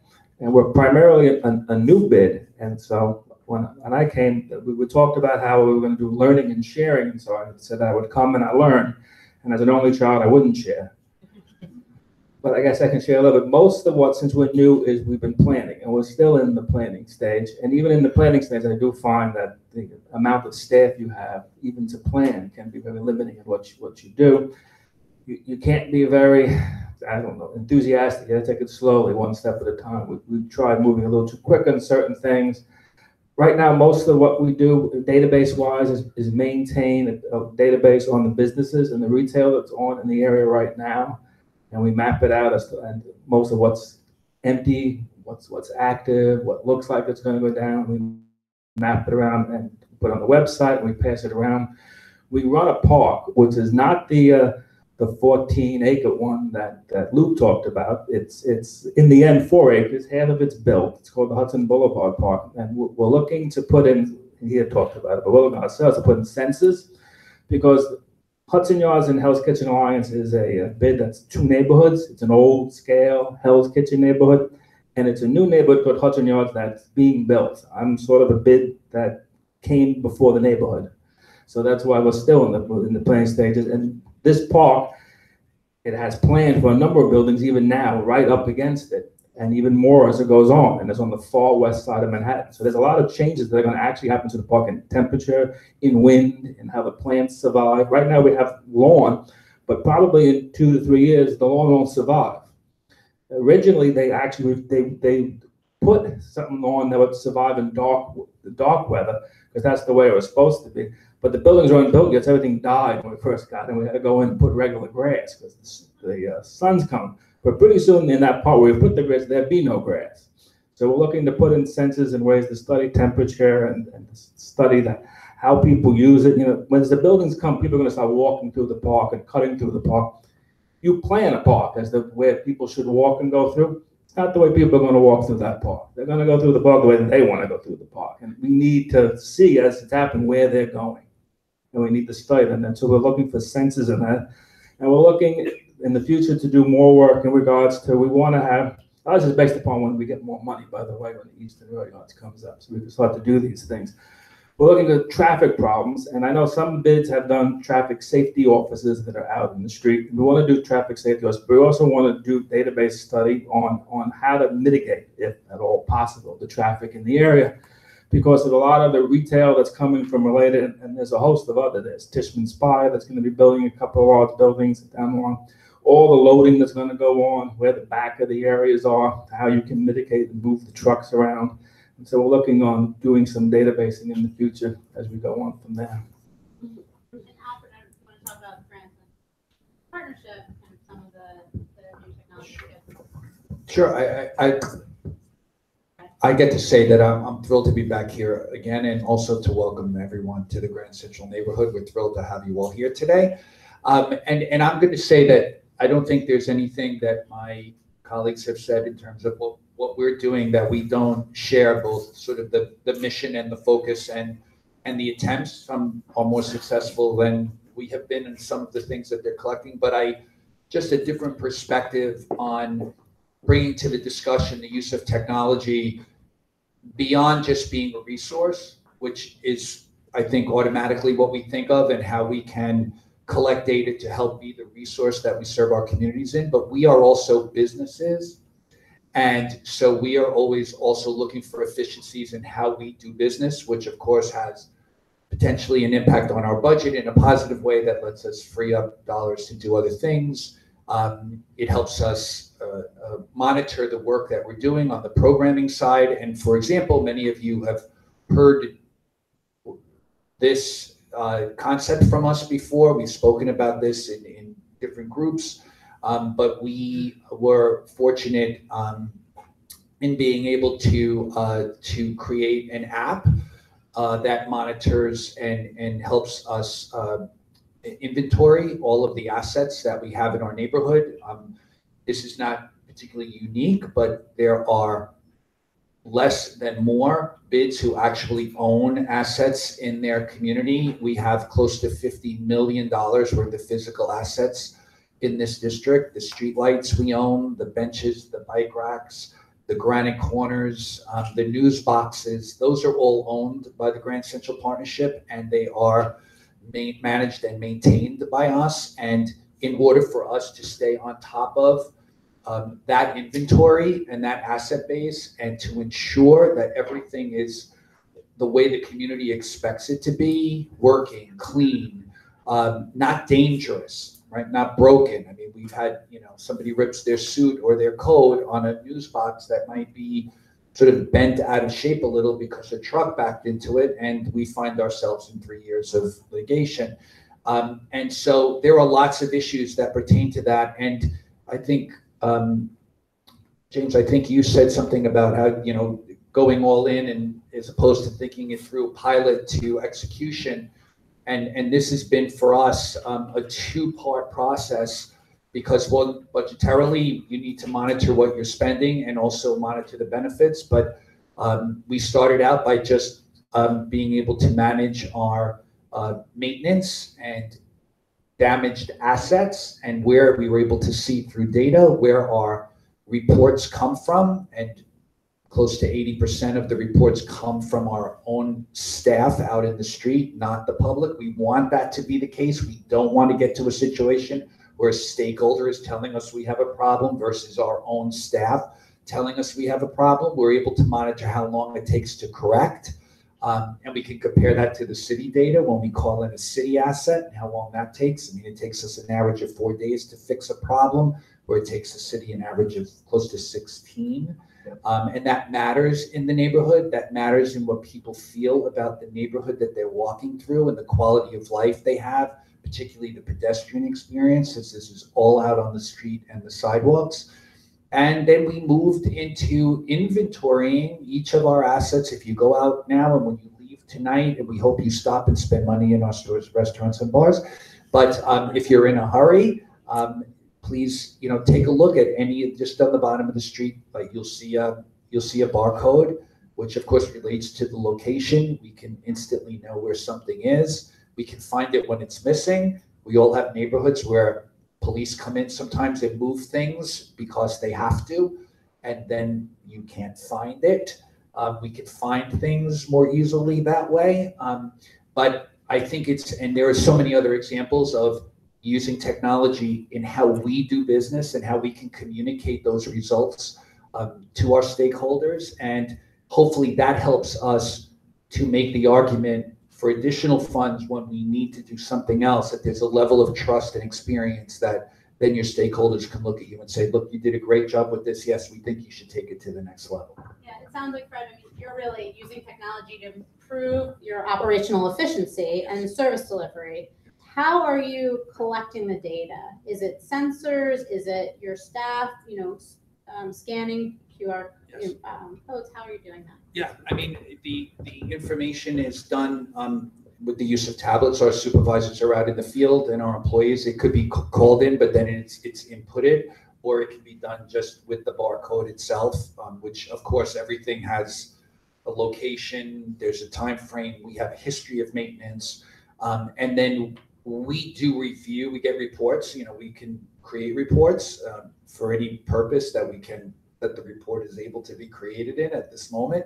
And that's another thing about technology. You learn what your needs are as you're doing it. You can't, as smart as we all think we are, we learn that there's something we didn't think about. And so long as the system in the long term is flexible enough to be modified, then you can just continue to work with it. I think the really interesting thing for us is that some of the data has helped us identify where we have additional issues, so that if we can tell if there are assets in a certain part of the district that get greater wear and tear or have more problems than not, why are we always having to fix the street signs in this particular block, or why are the garbage pails always missing from this block, or whatever the issues may be. And then we are able to adjust really the streetscape of the neighborhood to address those concerns. Yeah. So Laurel, if you want to go and tell your question. Yeah, actually, so there's two examples that I can draw on. One would have borrowed from my Brooklyn days. I've been here less than a year in Jamaica as well. So, and this is kind of to the point that Liz made about the constraints of data and kind of figuring out what data you need given those constraints. So one thing that we did in Brooklyn that was pretty interesting, and I did not define this, but I was, I'm pretty data wonky and I love data. So we had the trash cans, the solar powered trash cans that James talked about. I think we deployed maybe 150 or so. And the trash cans monitor how much trash is in the can. We also had pedestrian counting cameras, and that's kind of the holy grail. We always want to know how many people are in our district. And we had about 10 pedestrian counting cameras. And so one of my staffers figured out, and we felt that we didn't have enough pedestrian counting cameras to really tell a comprehensive story about how many people were walking in the neighborhood. We didn't want to hire a bunch of pedestrian counters for just one day. So what he said is that we could actually do a correlation where we take the cameras that we have, the 10 cameras that we have, and we can look at the trash cans that are nearby there and correlate the amount of people that are walking by that camera with the amount of garbage that's in the nearby can, and then we kind of, create a regression analysis, and then you use that information to get a sense of how many people are actually walking throughout the district. And that's so then from 10 data points, we were actually able to extrapolate that to 150 data points and get a really accurate sense of how many people are in the district. So I thought that's really cool. In Jamaica, we actually manage a bunch of parking garages, four parking garages and lots. And in a similar way, again, one of the things, particularly when you're in a downtown, you want a 24-hour destination, 24-hour, 7 days a week destination. So even taking in and looking at the usage data from our parking lot, we were able to start to tell the story about what was going on in the neighborhood, the fact that things tended to be shutting down around 7 o'clock, and kind of start a discussion, a database discussion on a strategy about activating the nighttime economy. So sometimes there's things that you have in your repertoire that you don't really realize, and you can use it. It's within your budget. It's just a matter of kind of really thinking creatively about how to use that. So. Is anyone else doing kind of passive collection, as I would say, where you don't have to have data, someone out there counting or recording, but you're using technology? We had people out counting in the park as to how many people use the park and what they're using it for, and we have cameras out that we try and keep count of how many are there. And we do go around and interview people and ask them what they would like to see to be done in the park. We have moved cameras around. We had actually found out our planters were being moved either across the street or down the block or pushed together, and we couldn't figure out why because they were very heavy. So we got permission from Port Authority to use their building and put the cameras in. I thought it was the U.S. Post Office was taking their trucks and pushing our planters out of the way. We've wanted to, but the costs have been prohibitive. And, we wanted to put out cameras to do pedestrian counts. We wanted to use these. There's various cool technologies. Everyone will talk to you about how you can measure pedestrians all the time. But both the hardware costs money, and then there's usually data services that go along with it. So you're buying a subscription as you're going along. So wasn't cost effective for us to take on. Now maybe in the future it will be. I hope so, but it just unfortunately we couldn't take advantage of those, and that's again where it gets back to money. Really quickly, and two free sources, because again, I love data. So one, city planning, presumably knows this. City planning actually has a website with a bunch of free data that I actually think is really helpful. Got some snapshots of it, but you can go by community district, and it has, I think, a lot of, for me, data points that are really important to think about as an economic development professional. So things like mean commute time to work, access to parks, educational attainment, crime. And you can kind of look at that in your neighborhood, and you look at it by community district. It's free. There's also another website called Data to Go, and it is chock full data, and then the number 2 go. It is chock full of data points. I mean, any and everything that you can think of, from how many, what percentage of families in your neighborhood use broadband. What's the retail availability per 100 people in your neighborhood. There's data points for days. So again, for me, I'm always thinking about how do we tell the story and how do we overcome the perceptions, or how do we motivate investment. And I think, again, having those data points is great, and because they're free, they're even better. Yeah, Liz, and also I think how the bid boundary may or may not align with the data source. Right. I want to say a couple of things about that, and we'll check out Data to Go. I don't know that we know about that one, but one of the challenges that we have, and this gets to your point absolutely, but we're always trying to catch people up with not only where Long Island City is, but where it's going. And so the problem is that a lot of the data that city planning has and so on is based on census data. The census has not caught up with us yet. And so we're always trying to figure out ways to tell the story that is not yet out in the public sector with validated data sources, which means we're collecting things through surveys or through information we get from some of our property owners where we are, sworn to secrecy about where things come from. So we aggregate things and don't publish them on a identified basis and so on. So it's always a challenge there. But the other thing that Kate is pointing out is that a lot of times this kind of data is, the data that is available is zip code based or census tract based. And not only does that not match up with our bid, but sometimes like in our LDC, we are both the fastest growing residential neighborhood in the country, but we're also the most productive industrial area in New York State. And so we have census tracts that there's almost nobody who lives in them.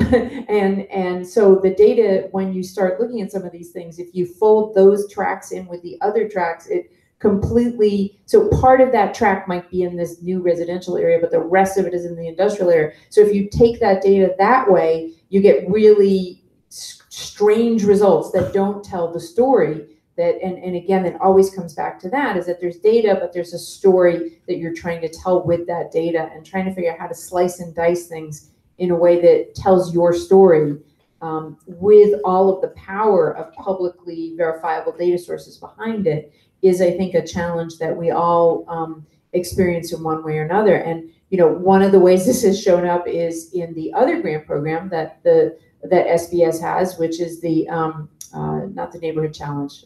What's the other one? Avenue NYC.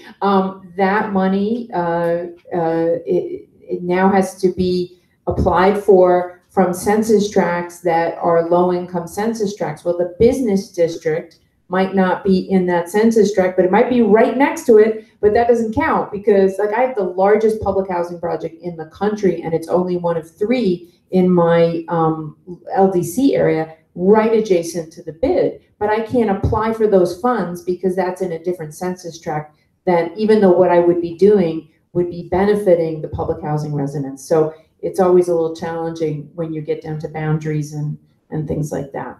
Has anyone been playing with crowdsourcing of data and getting your own constituents to collect it? Well, the only thing I would say about, I'll pass on, but we have started doing more and more sort of quick surveys, how many questions was our retail survey? 5 questions or something like that, 3 questions. We've started putting out through our various marketing and media channels, these sort of okay, tell us about retail or tell us about financing your business and trying to do things like that. But we haven't gone the next complete step to crowdsourcing. Crowdsourcing about 2 years ago for the name of the park. We thought it was a good idea, but the Parks Department didn't like it. So we actually still don't have a name for the park, although we call it Hudson Boulevard Park. But we did crowdsource.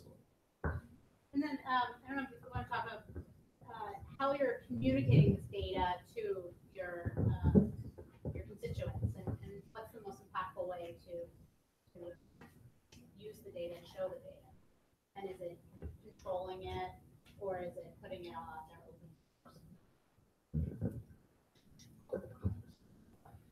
I mean, this is an issue that we grapple with and kind of evolve on as we go. We spend a lot of time with the data and then having to find user-friendly ways of communicating it in terms of collateral. We play around with market reports. We play around with websites. I mean, at the end of the day, though, I feel like the most important thing is that as long as quality of life is the kind of meat and potato of the bid program, and that's ultimately, if you're having an experience in our district and you feel like you want to stay there, we heard about stickiness earlier. I mean, that's the biggest reflection of the success and the use of the debt and use of the data, is that we're in control and understand the ebbs and flows of our district and make it a wonderful place for people to kind of traverse and to stay in. I'd say websites ultimately and apps come and go. It's difficult to really keep track of who's using and who's getting the benefit of it.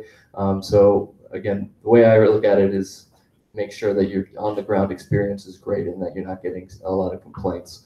And I will just say, just to plug, it's important when working in an organization in a setting like this that you're embracing the the community of the school, the academic community, the startups that are in your community, and that you're kind of incubating, even if it does mean having to come up with, you know, 1 or 2 special projects that demonstrate impact, but showing that your respective downtown, your respective Main Street is a place where you're willing to experiment and to scale. I talked a little bit earlier about that being a difficult proposition sometimes for organizations of our types and our staffing, but it's important that you become and you illustrate yourselves as nimble organizations that are really accepting and willing to take a chance with some really cool ideas, with an understanding that there's going to be some bumps, and there's of course funding and constituencies to think about. So, can you talk about any of the startups in downtown Brooklyn that you've worked with? Yeah, we're really fortunate, and we're experimenting with some branding of this and calling it a living laboratory, a living lab in downtown Brooklyn. We have NYU that's really been built out over the years, and their CUSP institution that's right across the street. UrbanX, New Lab. They are, great accelerators and new incubators that are in our respective greater downtown Brooklyn tech triangle, as we refer to it. We're working with Grand Central Tech. We work with CitySense. We're really great partners with them. We were fortunate to win a neighborhood challenge from SBS last year to really build out our Wi-Fi wayfinding platform with AppSpots. And so, and we're experimenting with a few different censored organizations, and QSIT, Numia, which is like, and I apologize. I this is where I call in my staff. They're critical in making sure that we build relationships and understand the nuances of these companies and their impacts. Is anyone else deploying technology that was generated?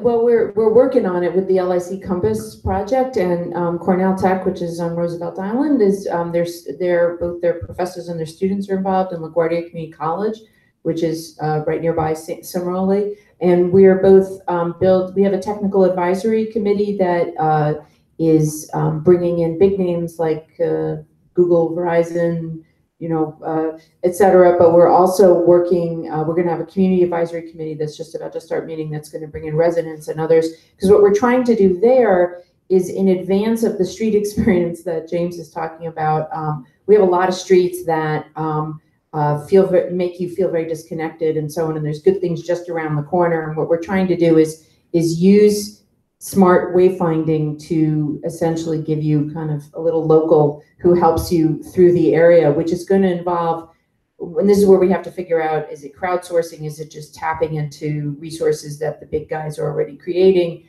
How do we do that? And not just have an app that kind of sits there and nobody uses it. But what we're trying to do is use technology and also some physical assets with that to create life, to create a sense of life and connection on streets, which, nobody has the money, and it's not necessarily even appropriate to completely redo those streets. So we're about to do those things, and we're excited about it. Every time I have a board meeting, they're like, "What is this thing?" And we're trying to explain it, but I think we are trying to take this on in a thoughtful way that is about creating place, not just technology for technology's sake, like we were talking about.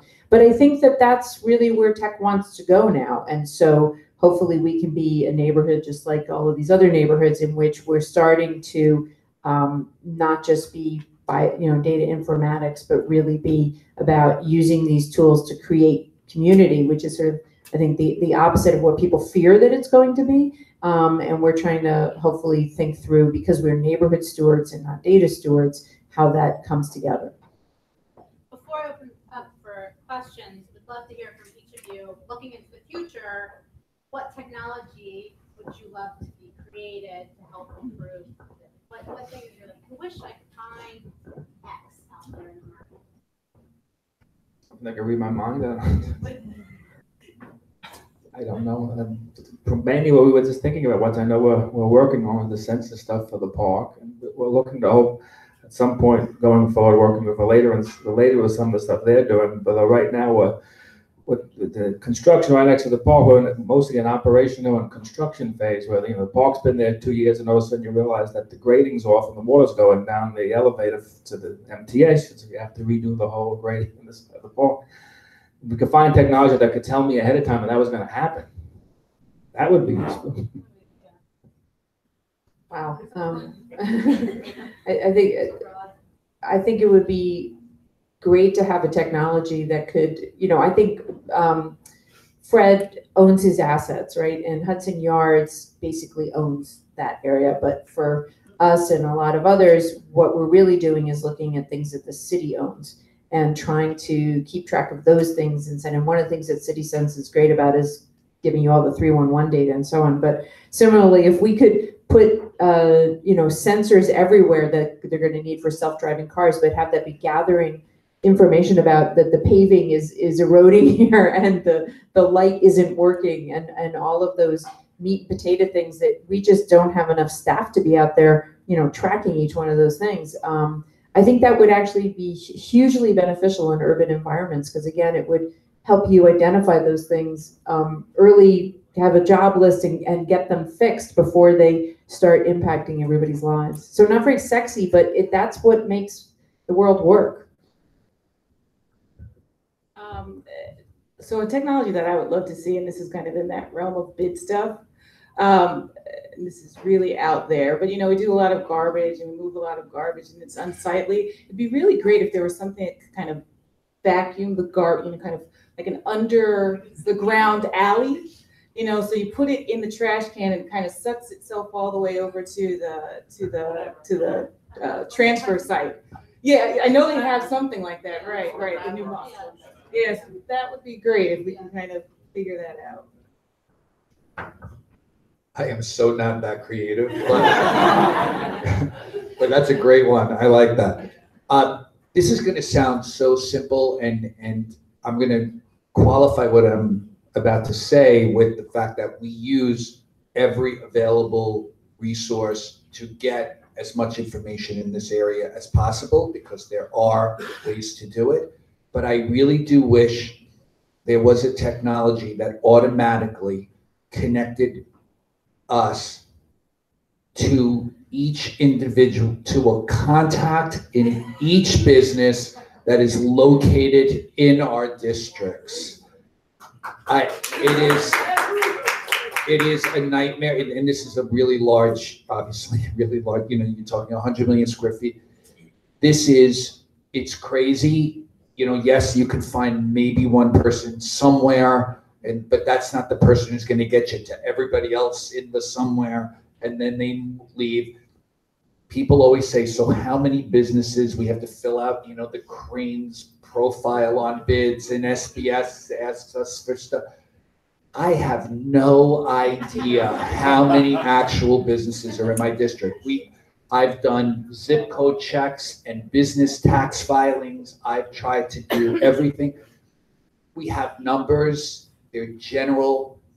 I wouldn't swear by any of them, but I wish there was a technology that made that connection and provided that data with a human being that you could at least communicate with. I'll take a human being that doesn't even have a brain, as long as they know how to use the computer. Like we can communicate somehow. That would be for us whose job is to interact with our stakeholders and with the diverse categories of stakeholders that exist in our neighborhoods, to really know if we're doing what people need. We need to get deeper into the properties. It's not just, and of course, what our board wants us to do is important, or our district management association, which again is sort of still a limited base. For us to really know if we're doing our job, we need to get in deeper than I believe we're in now. I might know a few Russian spies that can help with that, Fred. I was going to say this similar thing. It's really just better understanding what the the impact of the work that we're having is on businesses and tenants. It's so difficult to understand that. And you spend a lot of time making sure that the area is safe and clean and that people want to stay in places and traverse it and interconnect. But it's so difficult and so difficult to engage small businesses in particular because they're spending 24 hours a day making sure that their business is up and running and doing well. And there's got to be a better way for us to embed ourselves and understand their needs and make sure those needs manifest themselves in really important public space and quality of life projects. Great. Does anyone in the audience have questions for the panelists? Yes, Patricia Brown. First of all, that solution that you wanted is called NVAC, the vacuum. It's a Swedish technology, and there's actually a couple of examples of it in London. But my question is really a pointed question. If you think about the road to hell is paved with digital invention, how many people have got Betamax recorded somewhere in their attic or what have you? And meanwhile, all this stuff is being brought to us as new inventions. One comes and says, get this, and there's talking light codes that lights up great. They have Wi-Fi and they count people walk from house. There's lots of fantastic things out there. But my question is, whose responsibility is to take about those things? And what we're finding in London is that quite often it's the people who are the first mover advantage, who have the first mover advantage, that get into the city leaders and sell the product. And then a better one comes along 6 months later and they're the one they want to lead. And our road is literally paved with crap technologies which are not serving any purpose. And so, you're big leaders, but whose responsibility is to make sure that what we put on the streets of our city are actually going to serve a purpose with the long enough shelf life to be useful for the people that you're all talking about? I'll start. I mean, it's very true, and the way we're thinking about it. I know I mentioned earlier that we are positioned as bid practitioners and leaders to take a chance and try some things out and to fail. But with that said, there need to be guardrails put in place when testing these out. And it's easy to think you have the greatest technology and then sing it to the high heavens up the ladder to the city, and all of a sudden, like you said, the first mover is the standard. And I think we do have a responsibility when it comes to that. But at the same time, I do think that we should be the ones testing out, different things. And if something really works, it's our job to praise it and find ways of finding funding for it and then finding ways to replicate it. And hopefully, and I think fortunately, there are really great people with the City of New York that, whether it's Department of Transportation or Small Business Services, EDC, that want to find things that are replicable and scalable across the city in a more equitable way. And hopefully that they can take that equity lens and scalability lens and think critically about it before they put large capital infused staffing and attention and dollars into it. But we'd be, London's doing some tremendous things, and I think we'd be thrilled to be testing out even a fraction of those.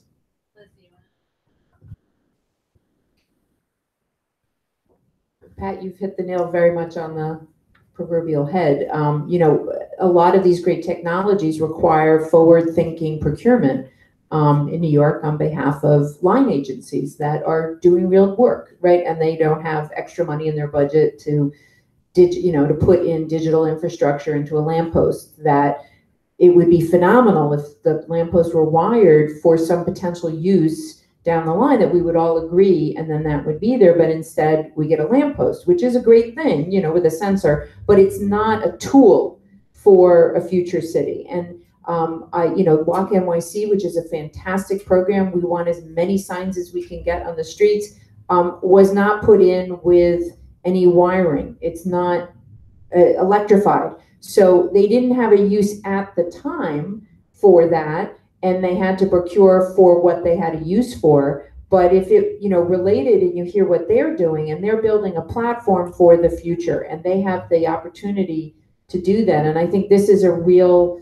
challenge in a city, in any city, because the problems are as important to you if you're a small city or a big city. But I think one of the challenges for New York City, it's so big, procurement is so complicated. How do you build into all of your lamps, all of your trash cans, all of your bus shelters, all of these things, the capacity for the future, let alone which one you pick, right? And I think with some of the signs that are now going, the whole Link NYC project is that different approach where it is now got the capacity to adapt to different technologies, presumably because it is wired, it's electrified, and so on, and it's a platform. But we're not there yet as a society where we're willing to invest in our infrastructure to make it smart infrastructure. And that's really, I think, going to hold us back as opposed to some other cities which are thinking forward that way. And it's not anybody's fault. I mean, there's a huge amount of money involved in doing these things, and it makes it very complicated, but it's just, that's where we are. We're not where we need to be unless it's a private master planned development where you can start to put things in like that, like is being done at Hudson Yards. I just want to add that I think that that's the role. I mean, obviously, I think the kinds of things that we are looking, all of us are doing, that's sort of data collection. Nothing that we're looking to capture wouldn't be of interest to the government at large, right? Our local government. So if you really thought of the perfect world, at least in our city, which is, it's New York City, they would be a great interest, and they should be collecting all of this. They should be. We should be able to just go and find our neighborhood's data just because we're in New York City. That should be the case. It's not. And Liz, the procurement issue is a huge one, right? So I think we become the perfect partner, whether we're really partnering or we're sort of the substitute for helping to build the story of our neighborhoods. And we have more flexibility, even though we have procurement processes and we must follow them. But we have a little bit of time and a more personal understanding of our individual communities. There is no one size fits all kind of thing. I mean, we build ourselves on saying there are threads between all of our neighborhoods, but then we are not a one size fit all city. I wish sometimes the government would remember that when we have to deal with some of the challenges that we have to deal with. But the truth is, we have time to think through in the visionary way that people expect bids to be in their neighborhoods, what we may need, and then we can play with that better, and we can craft our contracts in a way that provide us more flexibility. The bidding process is different, and yes, sometimes the first one in becomes the test, but we need to just ensure that the legal relationship we have with that entity is one that could let us out if we can grow it. A great example, the wayfinding signs that we have, the wayfinding signs around the city that are going up, they're great. They're very classy looking. They come in 3 different sizes. We work closely with DOT in terms of the placement of them. There were options for maintenance, so they always looked good. But they don't light up. And we went to them and said, look, we welcome these things. In this neighborhood, in some of the areas, it's not easy to put because of the subsurface conditions of Grand Central. But we, helped them identify locations, and we said, but they don't light. So at night, you can't see them. And here's an opportunity not only to create some ambient lighting on the sidewalk, can we attach them to our streetlight poles and not have another structure on the sidewalk, which we all deal with that challenge of saturating our sidewalks with stuff. Not capable to do that, can't light up. And if we had just sat with them in advance. So I think we serve a good purpose, and at some point, maybe in a different generation of these things will change based on our input. But I think we just need to keep ourselves open and keep our relationship with these entities open and continue to be the visionaries that we are in our neighborhoods. And that'll ultimately, I think, help the city do greater things on the tech side. But I do think overall, it really is their responsibility. But thank God for all of us that we do the stuff that we do that helps tell the story that even the city uses to tell, which is really a great thing.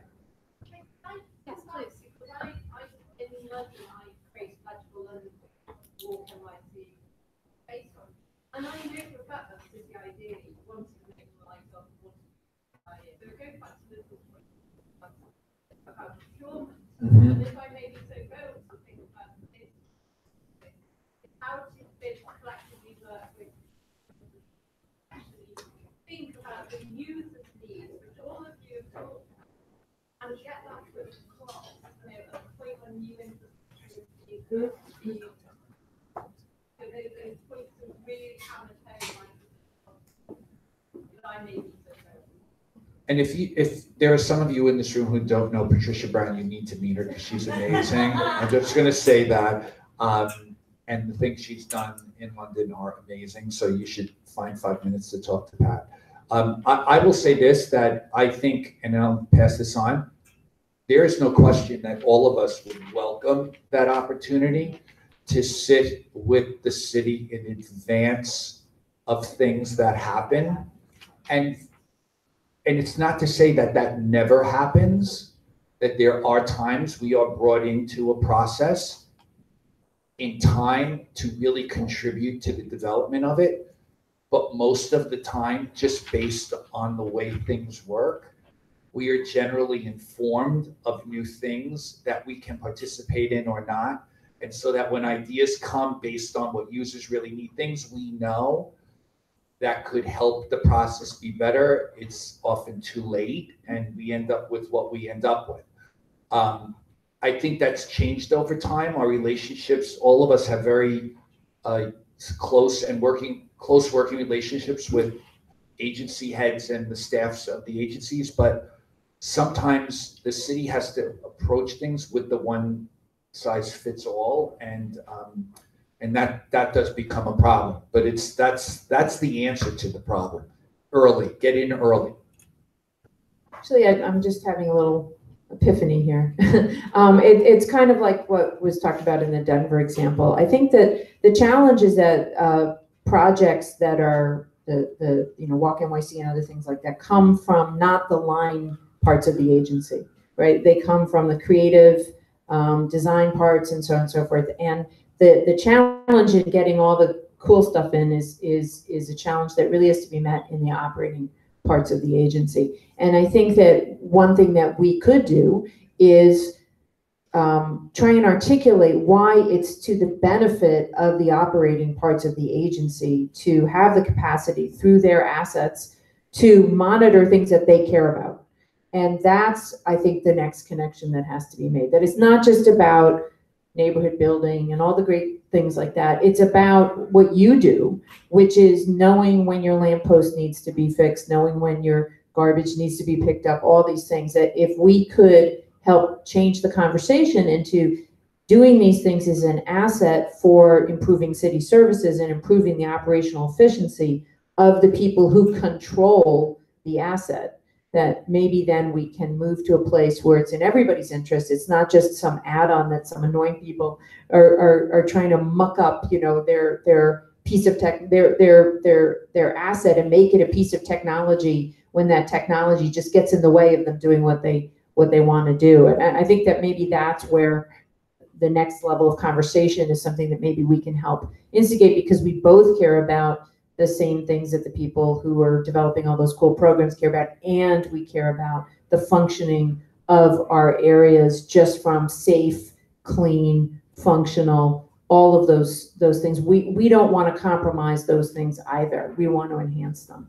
Well said. It almost gets back to why bids were created in the first place. How do you help cities operate more efficiently and better and close that gap? And can bids play that role in urban tech? the next frontier, getting more technology embedded into our streets and the like. I want to thank everybody. It was great for having time, and I think next is just happy hour. Yeah. I know.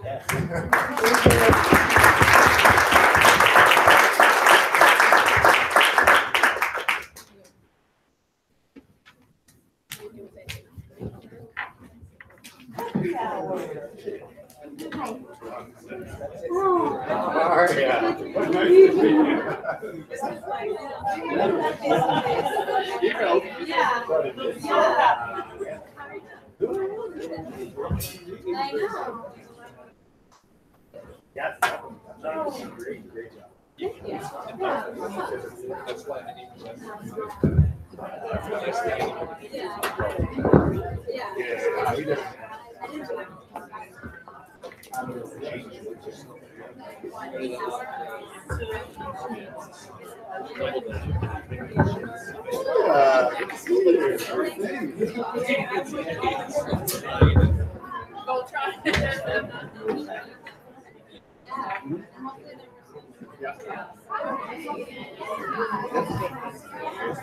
Okay, great seeing you too. All right, so we're doing something a nugget of